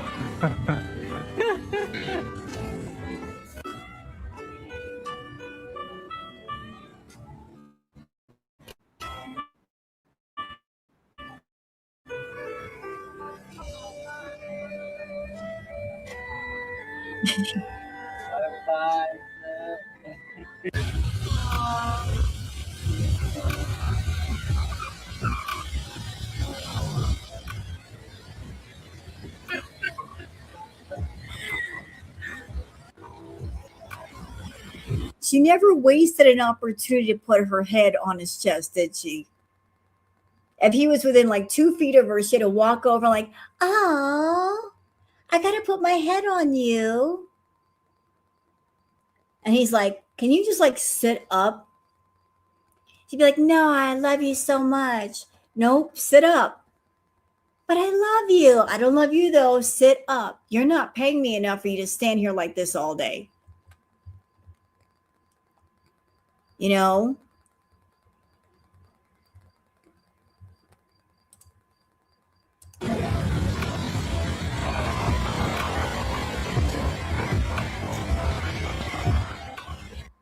You know, he was thinking, get your fucking 40-pound watermelon head off my chest, lady.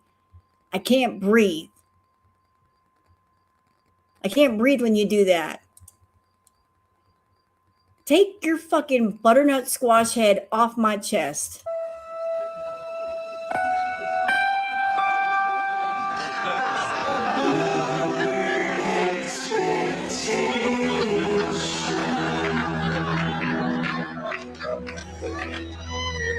Are you having trouble finding your ideal mate? How about any mate? Do you fear you'd be the last man or woman on earth still not getting any? Thanks for the support, babe. Anything for the health of my love. Oh, God, here we go again. Leaning over. You got wrinkles from laughing so much. I'm sorry. Should I be less funny? I'm in the mood to be funny tonight. I apologize. That's my bad.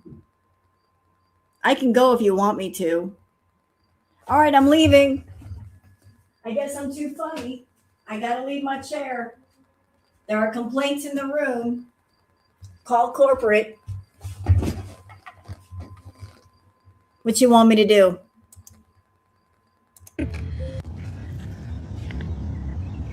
Cute.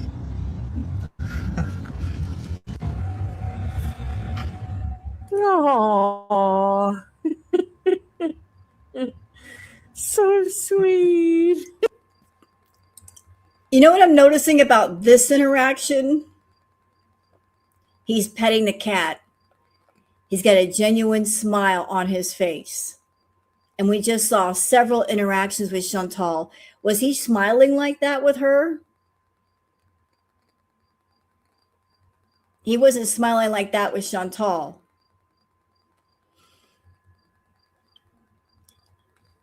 He never smiled like that with her.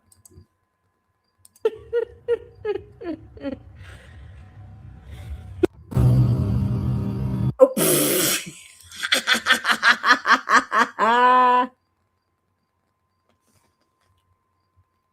He's spraying her down.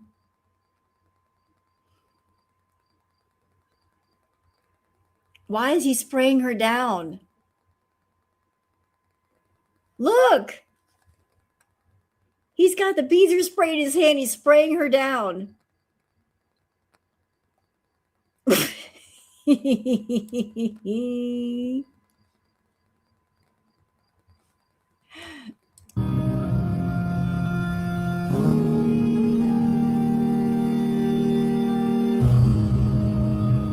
Why is she spraying him down? What's that about?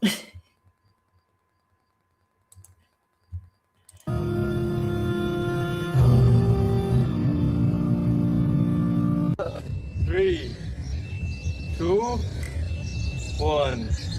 I love you, Shanta.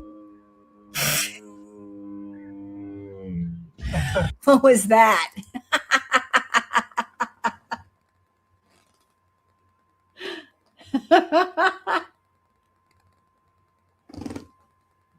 What the hell was that?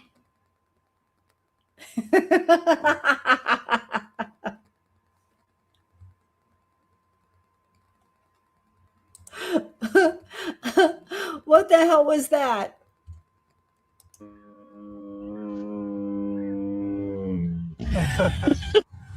عيد مبارك حبيبتي.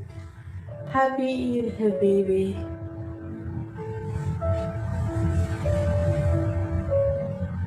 There we go again with that hug. How much did he get paid for that hug? And he's doing the posture of like, I gotta burp the baby. Burp the baby. Why am I thinking of South Park? Kick the baby. Don't kick the baby.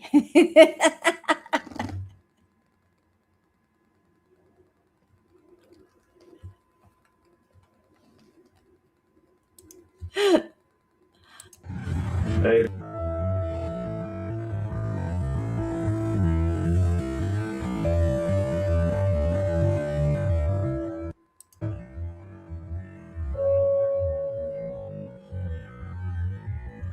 His face is so far away from her. Yeah, patting her on the back. Come on, Chantal, burp for me. Go ahead and burp. I know it's in there. Get the gas out of your tummy. Get the gas out. And here I have something for you. We call it Eid, a small gift for Eid. Ooh, money. Something traditional, you know. So he was giving her money that she had given to him. Like, here, I give you money. It's money that she gave to him. And she'll probably give back to him. Nice. All right, let's go shopping. Yeah, okay. You scared? I'm scared. So, I got a tornado potato. You gonna try it, babe? Sauce barbecue. Oh, it has sauce on it? Yeah. And again, with a fucking butternut head on his fucking shoulder. This is what she's like pining over. And she wants to get back to in the Middle East is all of this. Yeah, it's so fake. It's so phony. Oh my God. And the pat on top of the head. And the pat on top of the head. You're such a good girl. You're such a good girl. Who's a good girl today? Who's so good? Whose hands? Your hands. Ugh. You're such a good girl. Now sit.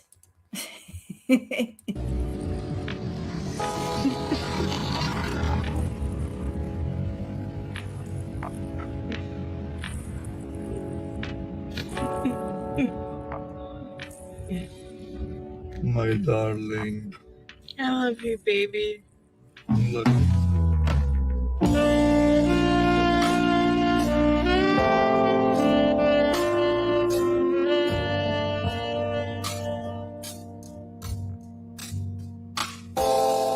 There she goes again with the fucking head thing again.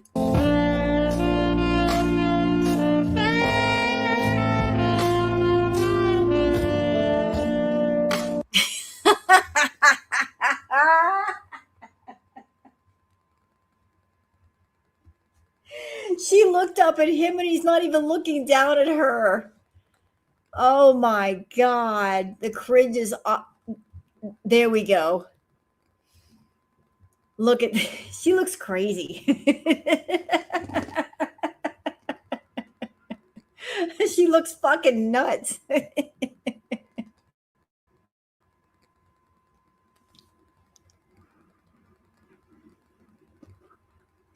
She looks absolutely insane. Yeesh, my neck hurts from cringing so hard. She kept looking up at him, she was waiting for him to look at her for a little romantic moment, and it never happened. She was like, literally waiting for him to do it. Watch. Watch. Okay. Okay, there we go. So she's looking up at him and she's waiting for him to look at her.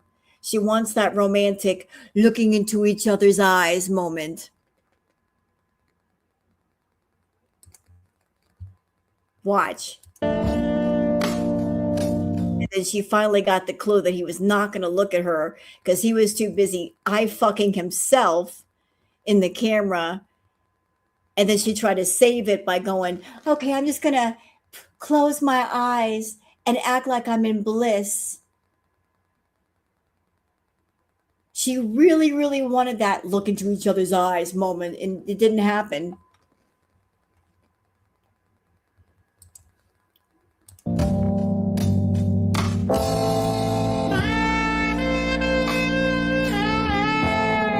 And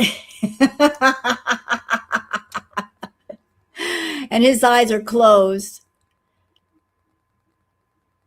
You know what he's doing? He's closing his eyes and he's saying, fuck that.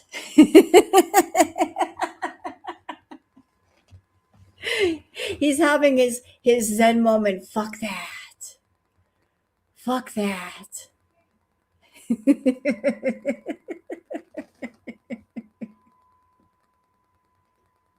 He's doing the fuck that meditation in his head. Fuck that.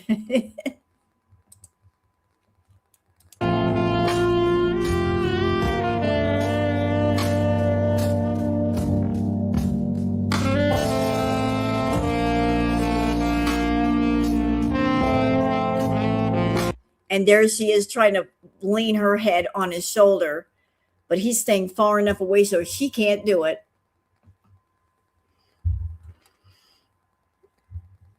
He can see her in the camera lens.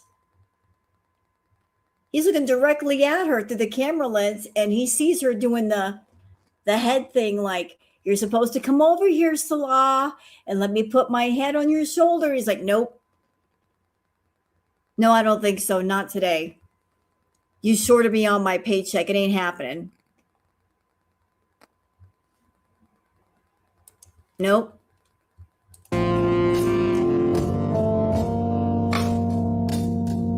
Still, she's going in for one more time.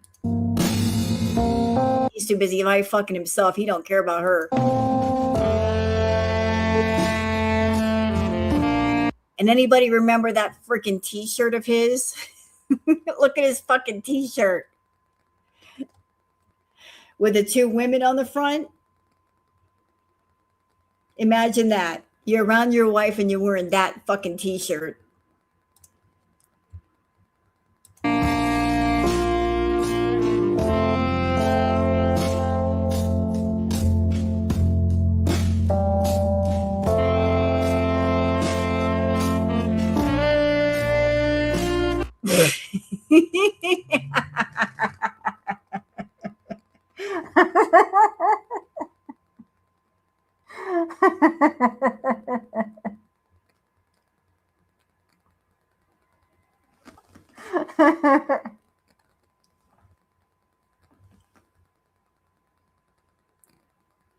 He's still looking at himself. He's not even looking at her. Look.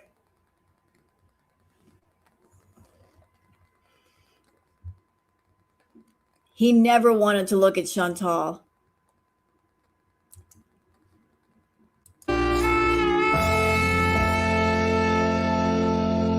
Having on his fucking hand again. The death grip.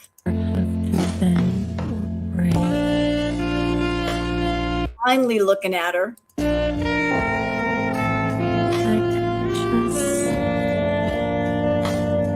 Be.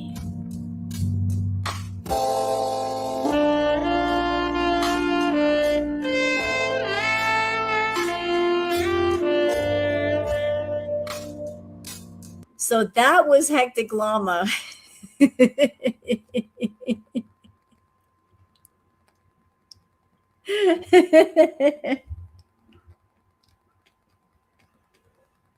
Oh God, I'm still laughing. It's over, yay! I know it's all over. No, you don't. You can just relax your shoulders now. You can relax them. You don't have to sit there and do this. So that's it for the retro react, y'all. I thought you guys might enjoy that tonight. That was a nightmare. Well, there's only so many retro reacts that I could do with Foodie and Natter. I just thought that would be a lot of fun to laugh at, and it was. Like, and I played it for a reason because she's in Canada and she's been wanting to get out of Canada and she's been talking about Salah, talking to Salah allegedly. But it's like, girl, where are you going to go? You go back to the Middle East. Where are you going to stay? You're not staying with him. He don't want you back. Even if you could go back, you two hated each other. You fought. So where exactly are you going to go that's your perfect paradise? You know, like there's going to a new place does not mean all of your problems disappear. You're just going to take them with you. You're so jealous you don't have a cheek pincher. Now I'll pass on that. All right, guys, I'm out. I'm going to go and take an aspirin or two because I got a bit of a headache from laughing so much. And then I'm going to bed with the queen. So y'all have been fantastic. I'm going to go and y'all have a great night. And I'll leave you with a pretty song. And I'm out. Bye, y'all.